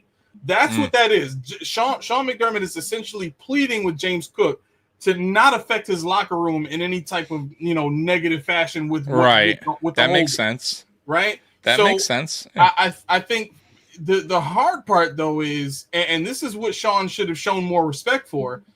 This is a player that is on his last hurrah in terms of trying to get a deal done this season, right? Trying to get a deal done before the season starts, so that he doesn't have to bet on himself. And for all of the soft tissue injuries and everything that James Cook has seen happen to a lot of these players on offense already, you think he's going to try to take one for the team just for the sake of the culture of the locker room and go play in a preseason game like that? No. You know what I mean? And to me, frankly, it wasn't right for Sean McDermott to speak about it in any, fashion, even from his perspective of, yeah, I wanted him to play. That's not for you to say, dude. It's a contract dispute. You stay the hell out of it. Right. You want other players on the team to stay out of it, right? I was surprised. I'll be honest. I was surprised when they started the game, or in the beginning of the game where they showed him in uniform. Yeah. I was like, what the? Because I was on here doing the live stream, doing the watch party. And I said, what the fuck? What is going on? Like, I'm like, what the fuck is happening right now? Right. He's a holding. Now he's fucking warming up with the team and uniform. I'm like, and of course, nobody knows, right? They're like, is James Cook playing? Oh my God. I'm like, first of all, once again, I'll go back to what I said about a half an hour ago. I wouldn't even want him to play. Right? In the first game. Like, no. But yeah, listen, man, like he should have just said, listen, I'm glad he dressed up, whatever he had to say. Like, I'm glad he was there with his teammates. Like, that would have been the best answer. Glad he's here supporting his teammates, his fellow teammates. But that is, you got to leave that to Cook and Brandon Beane, whatever, that has nothing to do with me. The contract stuff, he's a good guy, whatever you wanted to say. But yeah, once again, he kind of put his foot in his mouth, the whole thing. And it's just like, after the whole Diggs thing, I obviously don't believe a word he says about stuff like that. So, so that's how I feel about that. And, I don't want to get too deep into the contract thing, but the reality is this. He's going to play this year, and I keep saying it. Like, so fans can chill the fuck out. Like, I really do think he's going to play. It would be a really risky play. Not a risky play. It would be, for me, a dumb play, not because he's getting 5.5 this year. Yeah. If you miss games, you miss game checks. That's how the NFL works, right? You don't go to work, you don't get paid. He's not going to risk that, in my opinion. He's not going to take 5.5 off the table, right? He's going to play. But my thing is this: eventually, he's going to, for him as a player, he's going to have to eventually get back to work. Meaning, to get ready for game shape, to get ready to go week 1. Because if he's trying to, bet on himself, meaning this is your contract year, and that's all players, by the way. This isn't just James. Every player on a contract year, they're trying to do everything they can to showcase themselves, not only to their GM, but to all the GMs across the league. It's called film, right? Mm-hmm. Here's what I did. Here's my stats. Look at me.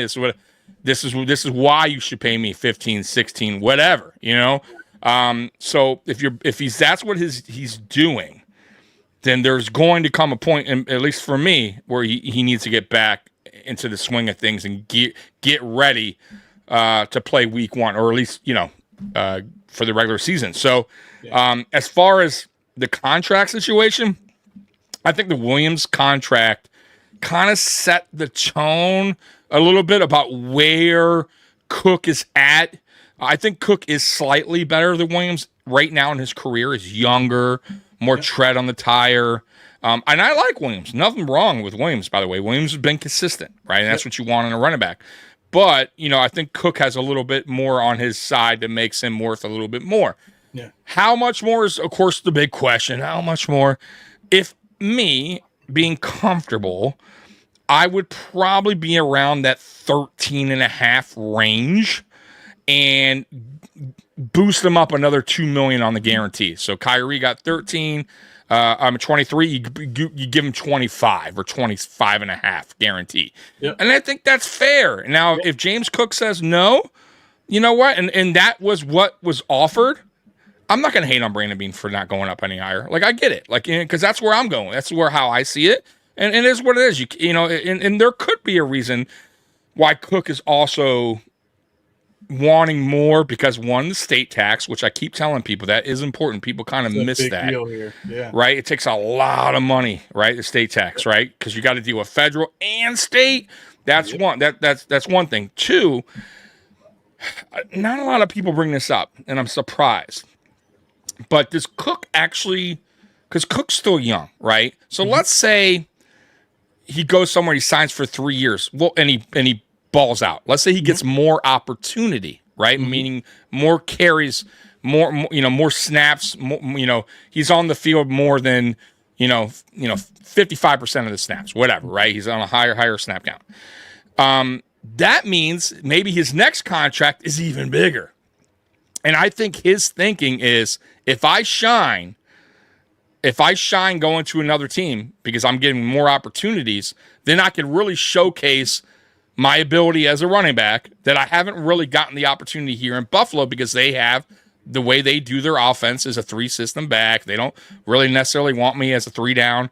And I honestly think that does matter. I think he does want that shine. He wants to be known as a top 5 running back. Yep. But he's never going to be in this system. And I do think that is a part of this. And I don't think people talk about that as much. I really do believe that. And I do believe I believe his brother probably tells him that too. Like, hey man, you're not really getting a lot of carries like the other top running backs. So you're not really being viewed as a top running back in the league, a top 5. That's why you're in this top 10, barely top 10. Like why people are like not wanting to, or fighting about your pay, right? Or disagreeing with how much you're worth because you're not getting the opportunity. So, because what do most podcasters say when we're kind of doing this debate? Well, if James Cook got more carries, then he would have gotten 1,400 yards on the ground and he would have gotten even more touchdowns, right? I you don't haven't think heard James anybody Cook? else but me say that. No, I've heard people. I've heard people. Really? Oh yeah. But my point is, and I do kind of argue that when people say that a little bit. And the only reason I kind of argue that a little bit is because one, there's a couple of reasons. One, James Cook is a lighter running back. Now, if you saw, I was in your chat earlier. Somebody put like the one guy. Devin Singletary is small running back, or doesn't weigh a lot. I'm like, what are you talking? He weighs more than James Cook. What are you talking about here? Like, James Cook is not a big, bulky running back. He's 190 pounds, like 195, somewhere around there. He's not that big of a running back. So my point is this: when you get more carries, that you're more susceptible to, you're taking on more hits, right? You're in the game a lot more. So we don't know what he could do as a 3-down back. And the only reason I say that is you don't know, because I've never seen it, right?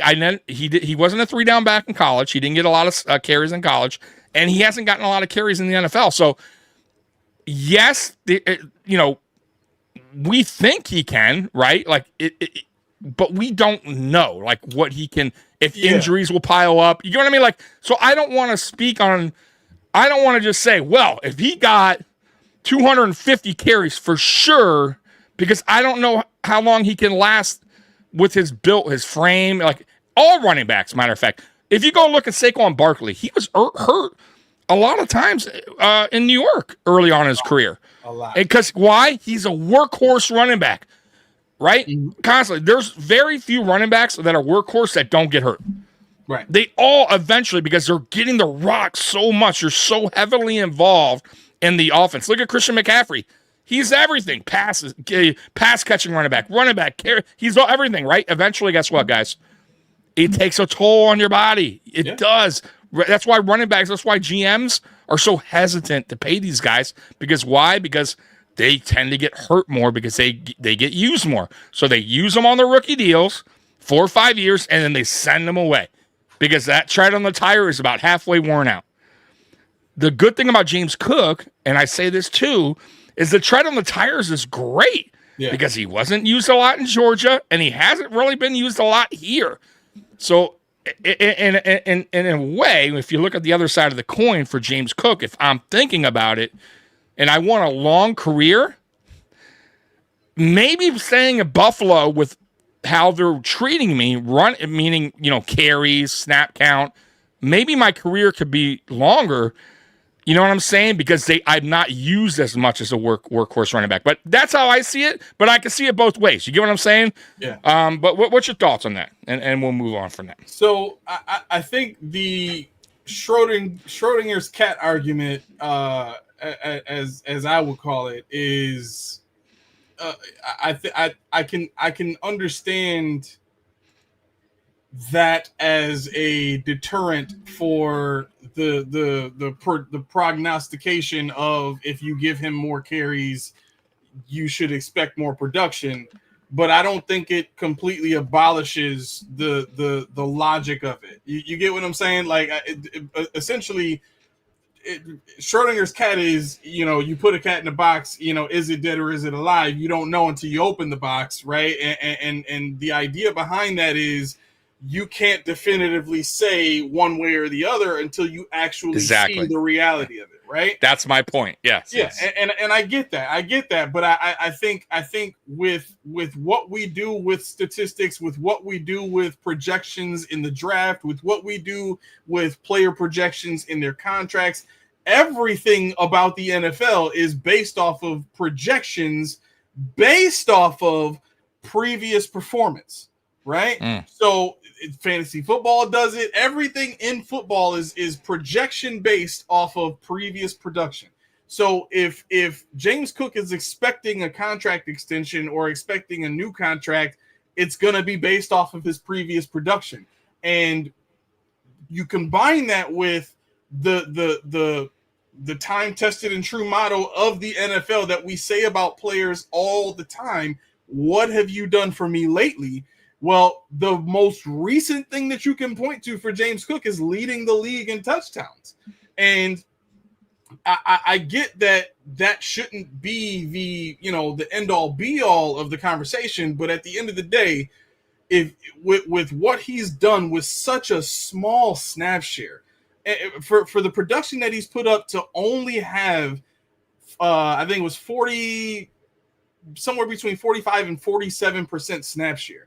Less than 50%, because his second season was 55. Last season was less. For him to have done what he did with such a small snap share, it's right in line with the projections that people have for Jahmyr Gibbs and that talent level, right? And so if you have a guy that has shown that he can perform at that level throughout the entirety of a season and not get hurt while doing it because of his elusiveness, you combine that with his age, only being 26. You combine that with the fact that he's been a rotational guy in college, not a lot of tread on the tires there. I just, as an NFL team owner, I don't know how you can look at that player in a vacuum and say it wouldn't be worth signing him. Now, here's where I think your opinion comes in strongly is the team's approach is we don't value the position like that. And what I've said on my show is I think the Bills are looking at this as, dude, we only played you 40% of the time. We don't intend to do more than that because we like the other two guys behind you. We want, by the way, and I don't mean to cut you off, but a lot of teams are doing that now, Aramis. Right. A lot. It's just not the Bills. I want people to know in the chat too. Until a lot of teams are going that route. Until they find a guy. Like, true, but let's be real. Most of those, they want a guy that they're going to pay to be. I mean, the workhorse. How many of those are really? You know what I'm saying? Like elite top. Like that's how I see. Once again, and I don't mean to cut you off, but I do think GMs see it like. They still see it as it's a very roll of the dice when it comes to giving not even signing a running back, just big contracts to running backs because of the history of the running back position. And when you do that, they also look back at a lot of these running backs that didn't work out, and they're put in a bad situation, right? So. And it's tough, and I feel bad, like I said, for running backs. But that's why I feel like a lot of these teams are doing these 3 running back sets now. And the very few teams that aren't have elite-type running backs. I mean, a lot of them. I mean, you're talking about Derrick Henry's not in a 3-down set, but he's the man. You know, he's getting a shit ton of carries. Saquon Barkley is the guy in Philadelphia. You know, when Christian McCaffrey's healthy, he is the guy in San Francisco for the most part, right? He is on the field a lot. Like he is everything to that offense. When he's off it, and I'll go with this and I'll let you talk. Okay. To your point that you made to me, I think, I don't know, 2 weeks ago. It's really honestly, it's a great point. And I agree with you. Is that if you get rid of Cook, you better replace him with somebody else on offense, and it doesn't need to be a running back, but a playmaker that's up to his ability that can create those type of plays, those types of touchdowns. just another playmaker, a legit playmaker, not a guy that's on the rise, because we have those guys, but they're not quite there yet. James Cook is there. Like, to your point, last year he put that and he stamped it, right? He made it known that he's a playmaker, right? That he, you know what I'm saying, that he should be deserved this contract. So that's where I see. Go ahead. I didn't mean to cut you off. No, you're good. So to that, I would say this. Actually, let me ask you this. Yeah. You're Arthur Blank. Okay. Do you think Michael Vick is a good quarterback? Well, and what? When? Now? As a prospect in the draft, are you giving your GM the go ahead to draft that guy or not? I loved Michael Vick coming out of college, so it's. I would say yes. I would say yes, because he was so different at the time. From what. But if we're talking now, a lot of mobile quarterbacks. No. We don't. Right. Okay. Okay. That's kind of my point. So what I'm saying is, when Michael Vick came into the league, it took somebody having a forward-thinking mind to say, I'm going to go against what most teams are doing right now because what they're doing isn't working. I'm going to go a different way, right? So my point is this. If you look at the trend in the league now, we are moving back to the era of running backs being a focal point of the offense, right? Ashton Genty is going to be a focal point in Vegas. Josh Jacobs is a focal point in Green Bay. Barkley is a focal point in Philly.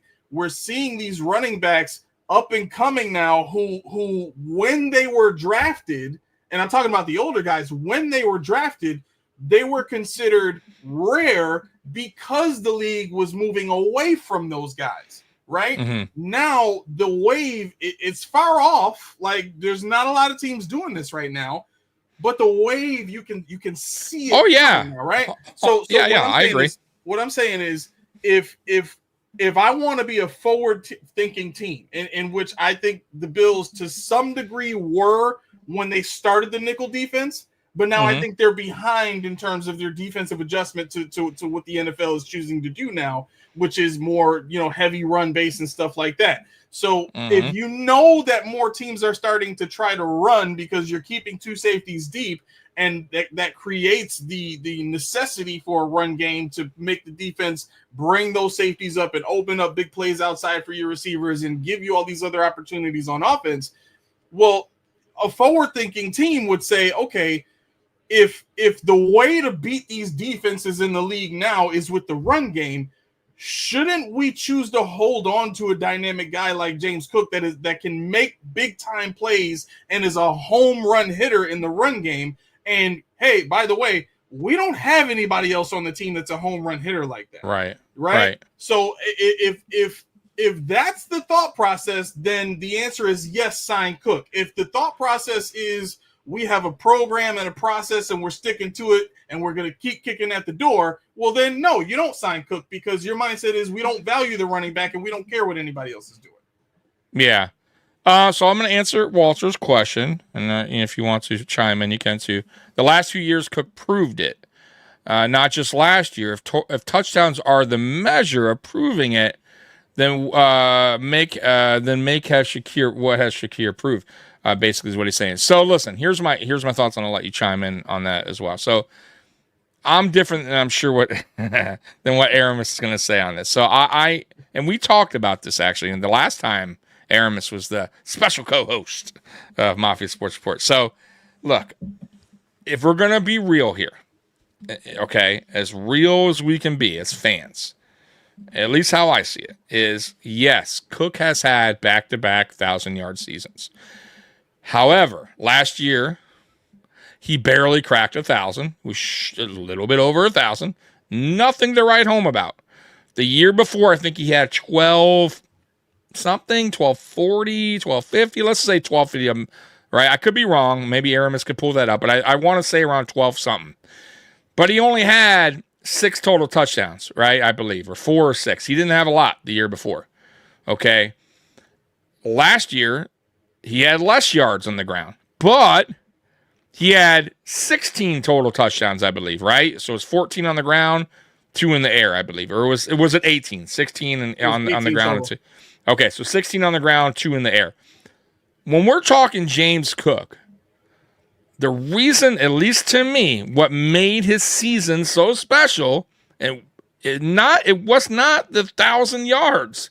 It was the touchdowns.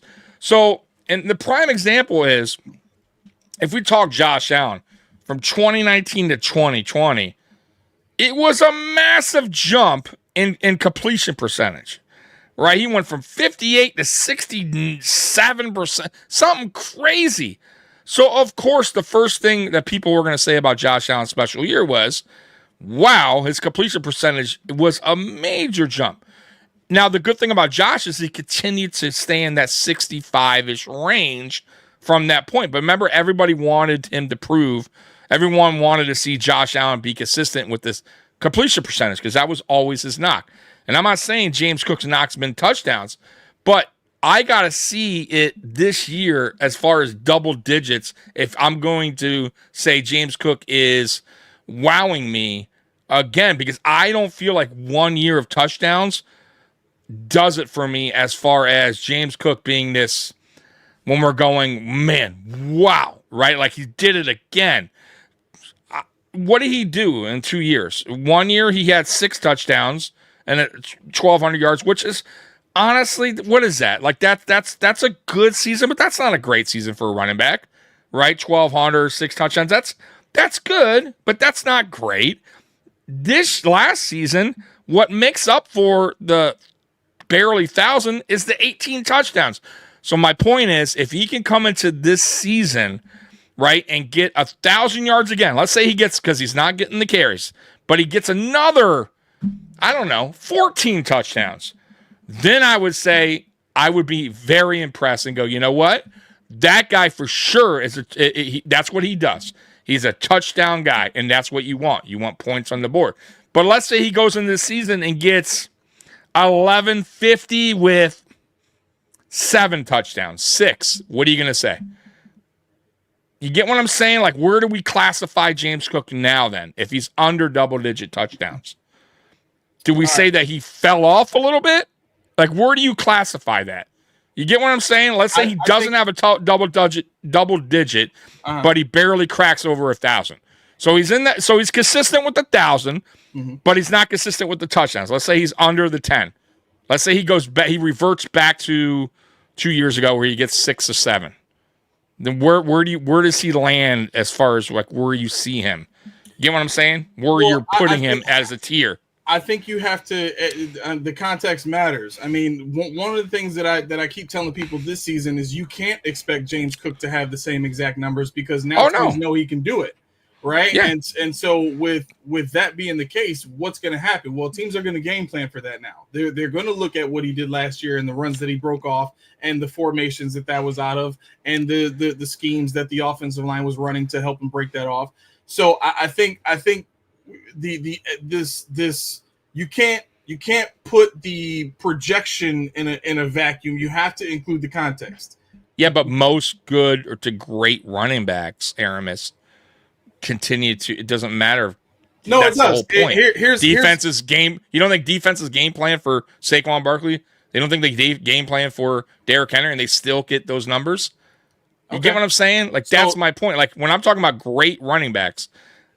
That's what my point. So you're already saying like they'll game. So of course, and I'm not saying he should get 18 touchdowns. I'm saying he should at least get double digits, at least 10.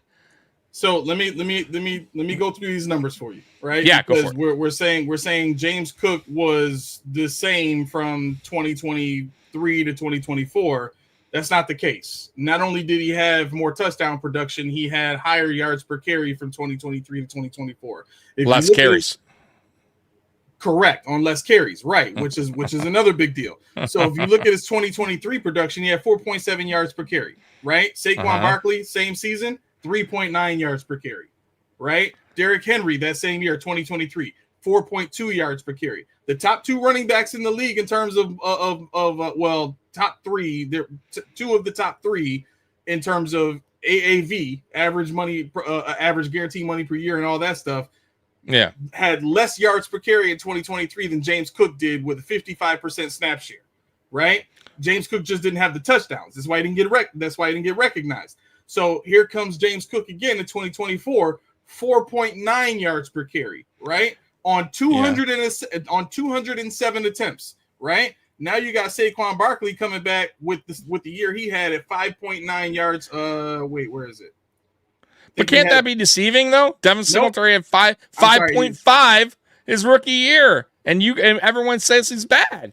So how is it? My point is, he also had less than 200 carries. So what's the difference? Why are we talking? Who cares about that?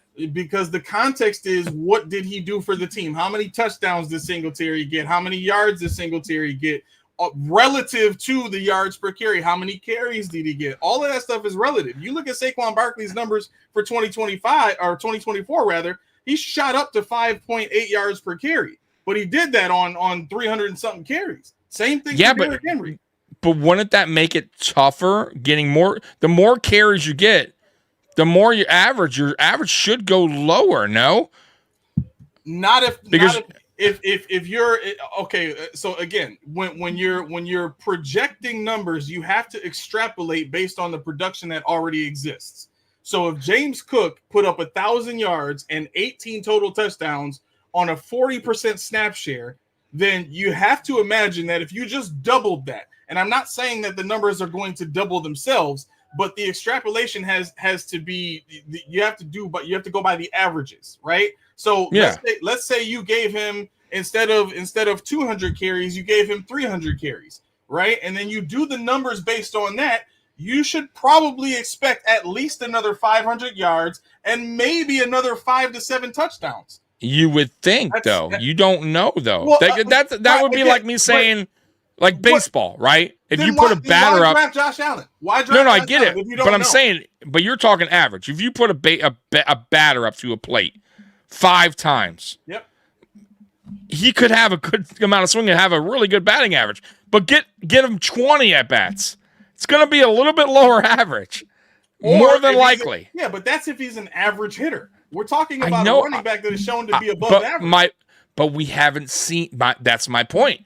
We have never seen him get more those kind of carries to go. Yeah, for sure, he can be still in that high average yard per run, right? And he's going to for sure stay healthy and get that many yards. We don't know. That's my point. What I said earlier, I don't know because we've never seen it. Okay, you didn't see it in college. You didn't see it now, right? But if you don't give it to him, you'll never know.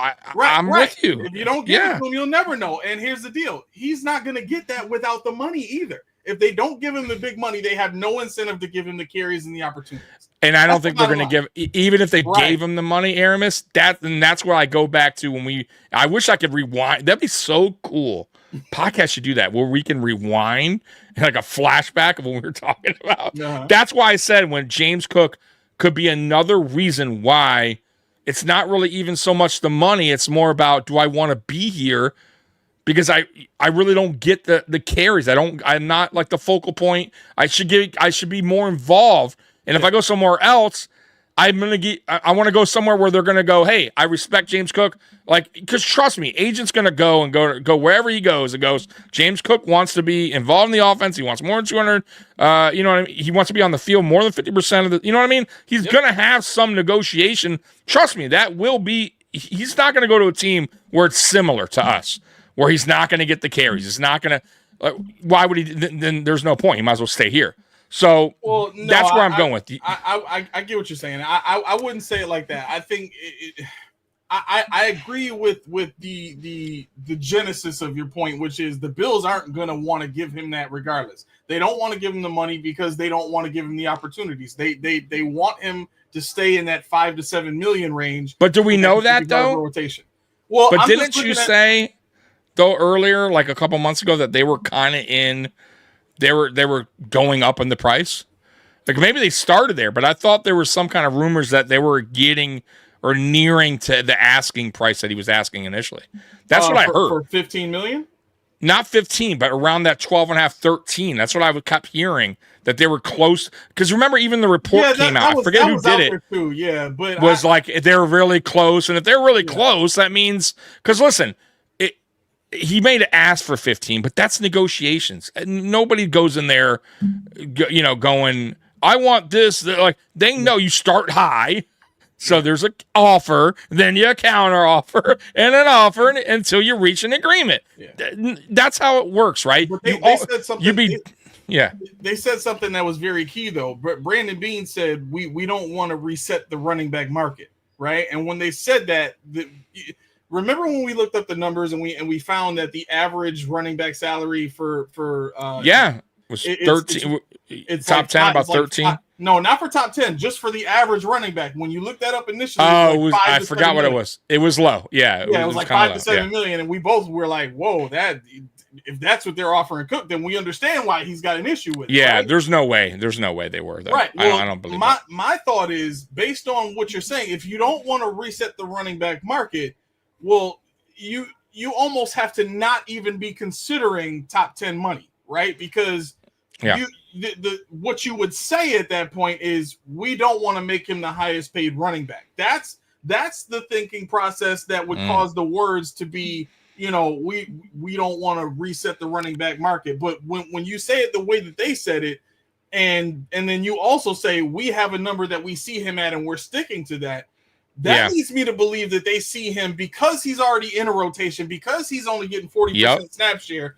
I think they see him in that 5 to 7 million range, and they're willing to go up to maybe 8 or 9 with incentives. And I don't think that's what Cook wants, though. No, God, no. See, even I think that's low. But look, at the end of the day, I really hope, I really hope that I find out what was offered. Like I do, because I'm very if he doesn't sign here, I'm at least curious to go. What was, because clearly they're making him some type of offer, right? They were negotiating at some point. Right. So I'm very curious when this is all said and done, where the Bills thought his value was at. I'm just fair, not that it really is going to matter at the end of the day, but I'm just curious what that number was.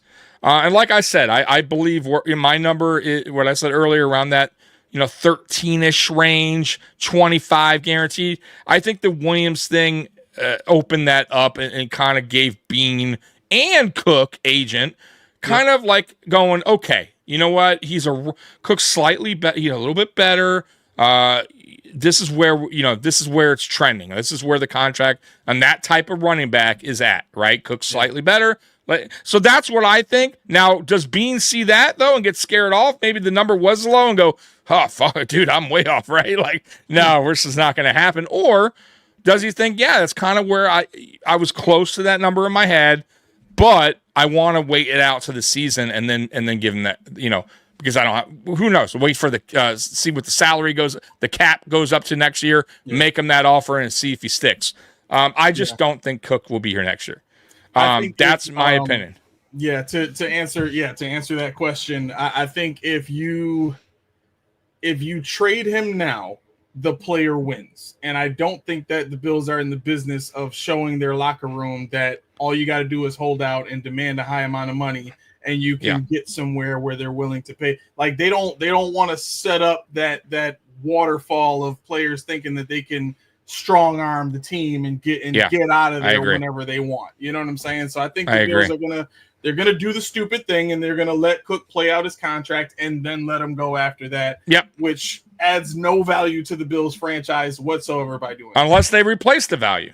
They replace it. And then nobody's gonna now will they is the question. I know that's if you let him go for nothing though, like that to me is a loss. You have right now he's got the highest trade value he will ever have. If he plays I agree with that as well. I agree. So here's the thing with the trade thing. I know somebody asked about that.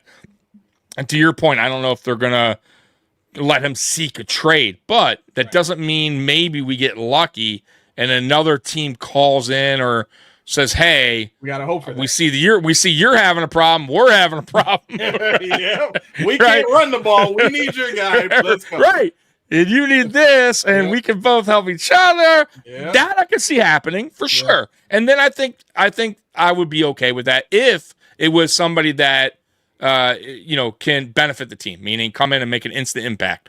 Because you're losing impact, you want to gain impact back, right? You don't want to just let it go out the door for nada, right? For draft picks, right? Like I want an impact player in return, right? Even Steven, like whatever we do here, if we have to throw some draft picks, you throw some draft picks back our way, I would be cool with that. But yeah, you're not gonna. And listen, I haven't heard anything about trade talk, like James Cook demanding a trade, I just don't. Like I said, I think he's gonna play out the deal. He's gonna play out his last year, and I think Brandon Beane is just gonna. He's gonna make him an offer. What that offer is, we don't know until obviously it's out there, right? So we'll see. But yeah, let's move on because we are 2 hours in, and I promise you to get the bet on somewhat time. So we'll go through this real quick. Anthony Richardson, battered. You good with that? That sounds about right. Daniel Jones, passable. I don't know. I still have to see him. I don't think what he does well fit what Daboll wanted. I would like to see him in a different system that's more built around timing and him being able to use the accuracy that he has, like a Mike McDaniels or a Kyle Shanahan style system. Okay, so you don't agree. Okay, Cooper Rush concerning ex-Cowboys. That I think is system based because Cooper Rush showed a lot of promise in Dallas. Okay, so it could be. He did. He looked a little better. Yeah, it's the first game too, so we'll see. Cam Miller, clutch. I didn't get to see him play. I didn't either. Yeah, I didn't get to see him play. We'll have to believe it. Geno Smith, feisty. Okay, I mean, I guess he's always been feisty though. So that's nothing kind of new. Jalen Milroe. I don't even know. Spry. Yeah, that boy looked good, man. That boy looked good. I gotta say. Hooker is looking like a bad pick, third round. He just does not. I do not see it for the Lions. I hate to say it. Yeah. I know they thought maybe they had something there. They draft, but they better start drafting another quarterback. Yep. Kyle Allen, poised. Our ex-quarterback, our ex-backup. Yeah, Kyle Allen showed a lot of promise in Washington when he played there, but I don't know. It's weird. Like in preseason games, he's always looked really good, and in regular season games, he'll have a flash here and there. He might run a 2-minute drill or something like that, and he looks pretty good. But in the course of just the regular plays being called and the regular portions of the game, he just struggles. He doesn't make enough plays. He did. Yeah, I'm with you. I'm not a fan of him either. Yeah. Stick tempting, Easton Stick. I gotta say, the way he torched us, it might be a little tempting to bring him in, see what he's got as a backup. Right. Sanders composed. Yeah, I think that's a good one. Composed. Yeah. That's a good word. Yep. Pickett absent. I mean, that's all you can say. Right. Bryce Young focused. Yeah, I'd agree with that. Josh Johnson, he's like 78 years old now. He's proven. Right. God, I can't believe he's been around so long. 14th different team. It's unbelievable. Sam Hartman, I don't even know who this guy is. Iffy. I'll just agree. I didn't get to see him. Yeah. Dobbs, Frenet. I can't even pronounce that. Frenetic. Yeah, frenetic. I don't even know what that means. What does that mean? I don't even know what the hell that means. It just means jittery, anxious, okay. All right. Dart, exciting, enticing. Dart's enticing. Yeah. I thought Dart, I'll be honest with you, I thought he had his moments, but I also thought he looked a little shaky at times. When under pressure, he looked a little shaky, but he also threw some good passes. Pass was under pressure. No, it was beautiful. Yeah, no doubt. But like I said, there was moments where you could tell he's a rookie. You know what I mean? Which is normal. It's going to happen. That's why I'm not trying to kill these guys. You know what I mean? But there was times where he looked shaky. The Browns need to call in a 6th quarterback to increase their chance. It's what could go wrong. I can't believe how many quarterbacks they got. That's unbelievable. Russell Wilson, quiet. Yeah. I mean, he had a decent drive to start. I mean, Jameis Winston, flashy. What do you think about flashy Winston? I think that fits. DeVito, overlooked. That guy's been on the team forever. Tommy DeVito. Hey, Trubisky, fluid. What do you think about fluid for no? No. What about White? Valuable. White's Valuable is right. Yes. Yes, valuable. McCarthy, reasonable. Yeah, I didn't get to see that one. I didn't get to see I that. didn't either. I'm not sold on him, though. I'm here in Michigan. I saw him play. He has the tools, but he didn't get a lot of opportunities here. There were some games I just didn't, I wasn't impressed, but we'll see. Sam Howell improved. Yeah, I liked him in Washington too. Was he in Washington? I'm pretty sure he was. Vikings. He played. I don't know. It doesn't say. The ex-command. It says the ex-commanders. Yep, you're right. Max Brosmer. I don't even know who that is. Surprising.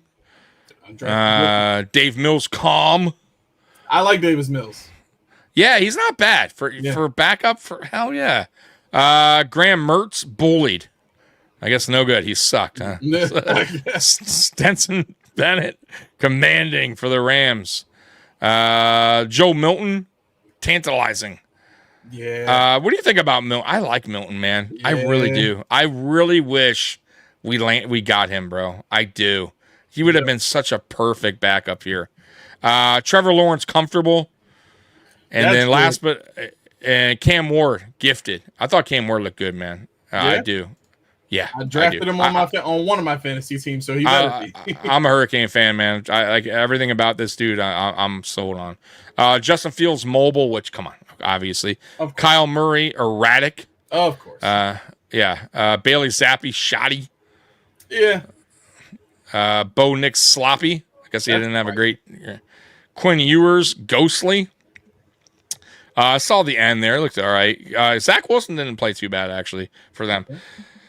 Casey Keenum, composed. He's been around forever. Yeah. Tyler Show, uneven. Trey Lance, explosive. I thought Lance looked good, too. Lance made some good throws. I got to give him credit. But once again, though, I got to see it consistently in preseason from these guys that are trying to make a name for themselves or earn a roster spot. That's all I want to see. You don't need to totally wow me. I just need to see something there that goes, okay, I see it in this kid. You know what I mean? Like Josh Allen wasn't the fucking greatest quarterback in 2018. He was kind of bad, but he showed flashes where we're like, okay, if he does this, he cleans this up, we can see it, or he can go the opposite way and he can not work on his game and get even worse. But you saw the progression. That's what I want to see out of these guys. And that's why I keep telling people, don't be so hard on guys like Keon Coleman, young guys that are still kind of project players, because Keon Coleman does have work. He needs work. He does. I still think Gregor Rousseau is kind of a project player, even though he's been around a little bit. He better not be on his second contract, damn it. No, well, I still think he has room to grow to be better. He's young. Okay. We got to remember, when he played for the Hurricanes, he was new at that position when he had his first year there, and he had 15 and a half sacks. He led the league. Mm-hmm. Then came COVID, and he opted out because his mom's a nurse. He didn't want to mess her up. And then he went straight to the NFL, so he didn't have a lot of experience. He was like a tight end in high school. He's very raw. It really was. When he came to the NFL, he's a raw kind of player that we kind of had to work with and gel. That's why I keep telling certain guys that we drafted here, boy, a lot of guys. First round pick though. Yes, but when you see, maybe not, but when you see the traits, you take that chance. And I'll be honest with you, even Josh Allen out of Wyoming, he wasn't, bro, go look at his tape. He was erratic. His stats weren't the best. He turned the ball over. His completion percentage was 57, 56. It was terrible. You know what I mean? There was a lot of things that needed to be corrected with Josh Allen. Yes, but why did they draft him? Because they saw his height, his big arm, his ability. They liked the kid. The interview went good. Okay, we're going to take the chance. We think we can make him into a good quarterback. We think we can mold him if he gets with. And I don't know if I would honestly, use that as an example, though. To be well, honest, no, Josh but Allen, you got to. No, you have to. Okay, you got to look at it like this, though. So you're telling me Josh Allen had one of the highest Wonderlic scores of all time. Yeah, Not only that, he has a photographic memory, and he's a nerd. He's an absolute nerd. So this is a guy that studies the game more than most. This is a guy that understands the game better than most. I'm with you. Combine that with the traits that are simple fixes in his mechanics, and then now you have a quarterback that is pretty good, right? You don't expect him to be as good as he turned out to be. You just expect him to be pretty good with that. And if you have at least that, you have at least a Dak Prescott. You have at least name another athletic quarterback in the league that's pretty good and not necessarily great. But there's a big if, though, Aramis, and this goes towards a lot of players with talent that's smart. You got to put the work in as well, right? You got to. So if you really track Josh Allen's career when he got here, what did he do right from the get-go? He got Palmer as off-season for the first 2 or 3 years, right? Yep. He worked his ass off to get better. Then, if you go and look at after the 2019 season, he goes and sees a specialist on why his completion percent, and it found out that his mechanics have been wrong the whole time, right? That he's not throwing the ball correctly with his hips, and then they worked on that, and then he came back in 2020. That's when he had the way better completion percentage because he worked on his mechanics, found a specialist. But all that you got to put the work in. But my point is, it took until 2020 to really to see the potential or see the greatness that Josh could become. Okay. Where that change. So it really took 2 years for his development to year 3. And really, if you really want to say it, really in 2022 is really where Josh started or 2023 started turning the table where you could see he's more calm under pressure. He's not doing. So I'm just saying it took Josh a little bit, but like you said, he's smart. He did the Wonderlic, but he's still got to put the work in. And a lot of these guys, they don't. They just go into the NFL. They have all the tools in the shed, and they don't know how to. They don't put the work in. They don't do the off-season stuff. They don't put. You know what I mean? They don't work overtime to better their craft. So I'm just saying the Bills have drafted. If you look at the draft, a lot of these guys have been guys that weren't necessarily great in college. Dawson Knox got his first touchdown in the NFL. I mean, he wasn't used a lot, right? And Dawson Knox has been a pretty good player here. Spencer Brown was new to the offensive line position and only played it, I think, 1 season or maybe 2 in college. Never played it before.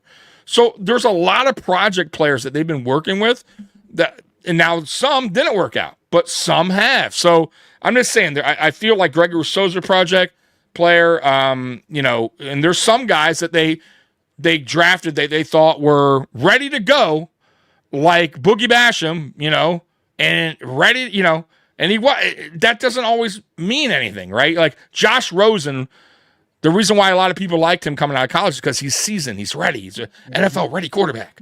Well, what did that get you, right? Like what you saw is what you got. Like that's the best he's going to give you. There was no room to grow. Like this is here he is. Right. Like, you know what I mean? So that's all my point is. So we're done for tonight. I'm going to do. By the way, you know that I do the Real Men of Genius, right? Or you don't know that? Have you been on here? Yeah. Okay, so guys, Real Men of Genius. I'm going to play 2 tonight because I'm a nice guy, and I'm going to get Aramis out of here. So we're going to play 2 tonight for you guys. What do I want to play tonight? Let's play. All right, we'll go with this one first.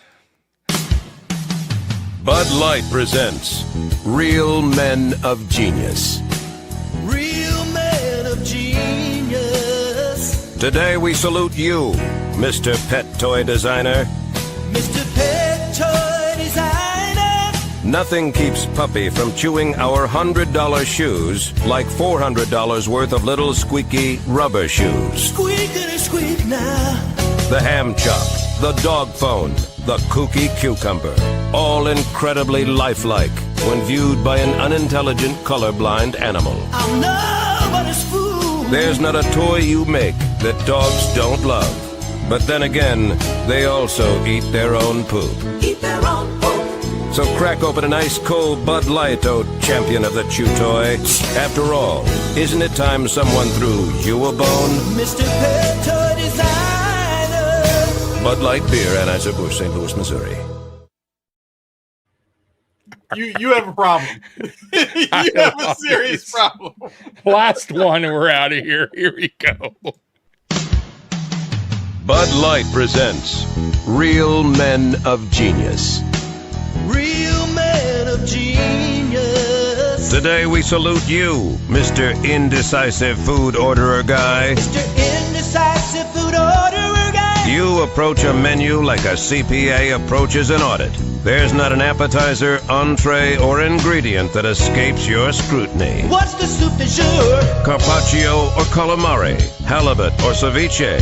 These are incredibly important decisions that need to be made sometime before sunrise. Cock-a-doodle-doo. No matter, because when the food finally arrives, you spend the entire dinner wishing you got what everybody else did. I got entree envy. So crack open an ice-cold Bud Light, Mr. Indecisive Food Orderer Guy, because today's special is you. Mr. Indecisive food orderer Bud Light beer guy. and Mr. Entree envy. Fuck. Should have got with that guy. Son of a bitch.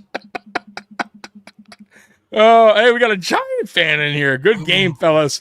Yeah, hey, you got our old OC over there, coach. I wonder how he feels about Brian Dable as head coach. If he feels like, do you feel like, if you're still in here, you feel like Dable is on the hot seat, like this, like he has to do it this year? Be patient with him, please. I think you should give him at least another year, right? I like for agree. sure. You know what I mean? Like you just got drafted a quarterback. Exactly. You know what I mean? Like, come on, let's be real. Russell Wilson I think it's a smart play. I'm not gonna lie. Like bringing the veteran, I'm always up for that. Let him sit behind the veteran for I don't know, 12 weeks or so. Then throw him in there, get him some, get his feet wet a little bit, and then he learned from the pro, he learned from the vet, and then next year you throw him in there. You know what I mean? So that's what I would do, and it would be so stupid to get rid of Dable at that point, because Dable works very well with quarterbacks. He does. Like that's like, and not only that, Dable knows offense, like player strengths very well. It's one thing I really miss about having Dable, that since Dable left, is an OC that knows how to use certain players for their strengths and weaknesses, and knows how to use them in an offensive game plan. And I just feel like Joe Brady's still trying to learn that. And as soon as he does, and I'm not saying he won't, but as soon as he does, Joe Brady will be a really, really good offensive coordinator in the NFL. Because really, that's where it's at for me, for Joe Brady. I think Joe Brady, for me, he needs to be a little bit more creative on offense, right? Not so predictable at times, and just know your personnel. Know their strengths and weaknesses and use them. That's the only knock I got on Joe Brady. Once he figures that out and tweaks that up, I think this offense can be really, really good. Like, I do believe that. But Dable has that already, right? And he knows what to do with young quarterbacks. So it would be really bad decision, I think, to just let him go after 1 year. Like, especially when the guy's not even starting, or at least see what he could do with them for 1 full year with the backup. That's how I would judge Dable. And if you can't at least see progress with Dart next season, like the growth of the team and him as a quarterback under Dable, then you're gonna have to make that decision to probably move on. And I think Dable will get another job. You know what I mean? I do. If it's not a head coach, it definitely will be an offensive coordinator gig. But that's how I see it. So I don't think he's still here. But it was a good game. It's a preseason game, and I really don't care either way about the score. I thought some of your guys looked good. You guys got Devin Singletary? Yeah, motor. All right. Anyways, post-podium podcast, Aramis. Tell us about where they can see you, what time, what days, all that good stuff. Post Podium Podcast, Mondays and Fridays. Currently, we're doing 5:30 to 7:30. That may change to 6 to 8. It used to be 6 to 8, but it's kind of based on Keyshawn's schedule. He works 2 jobs and whatnot. But Mondays and Fridays, you're more than welcome to hit us up on Twitter, Instagram, TikTok, wherever you like to consume your sports content. Feel free to hit us up. We love having a conversation.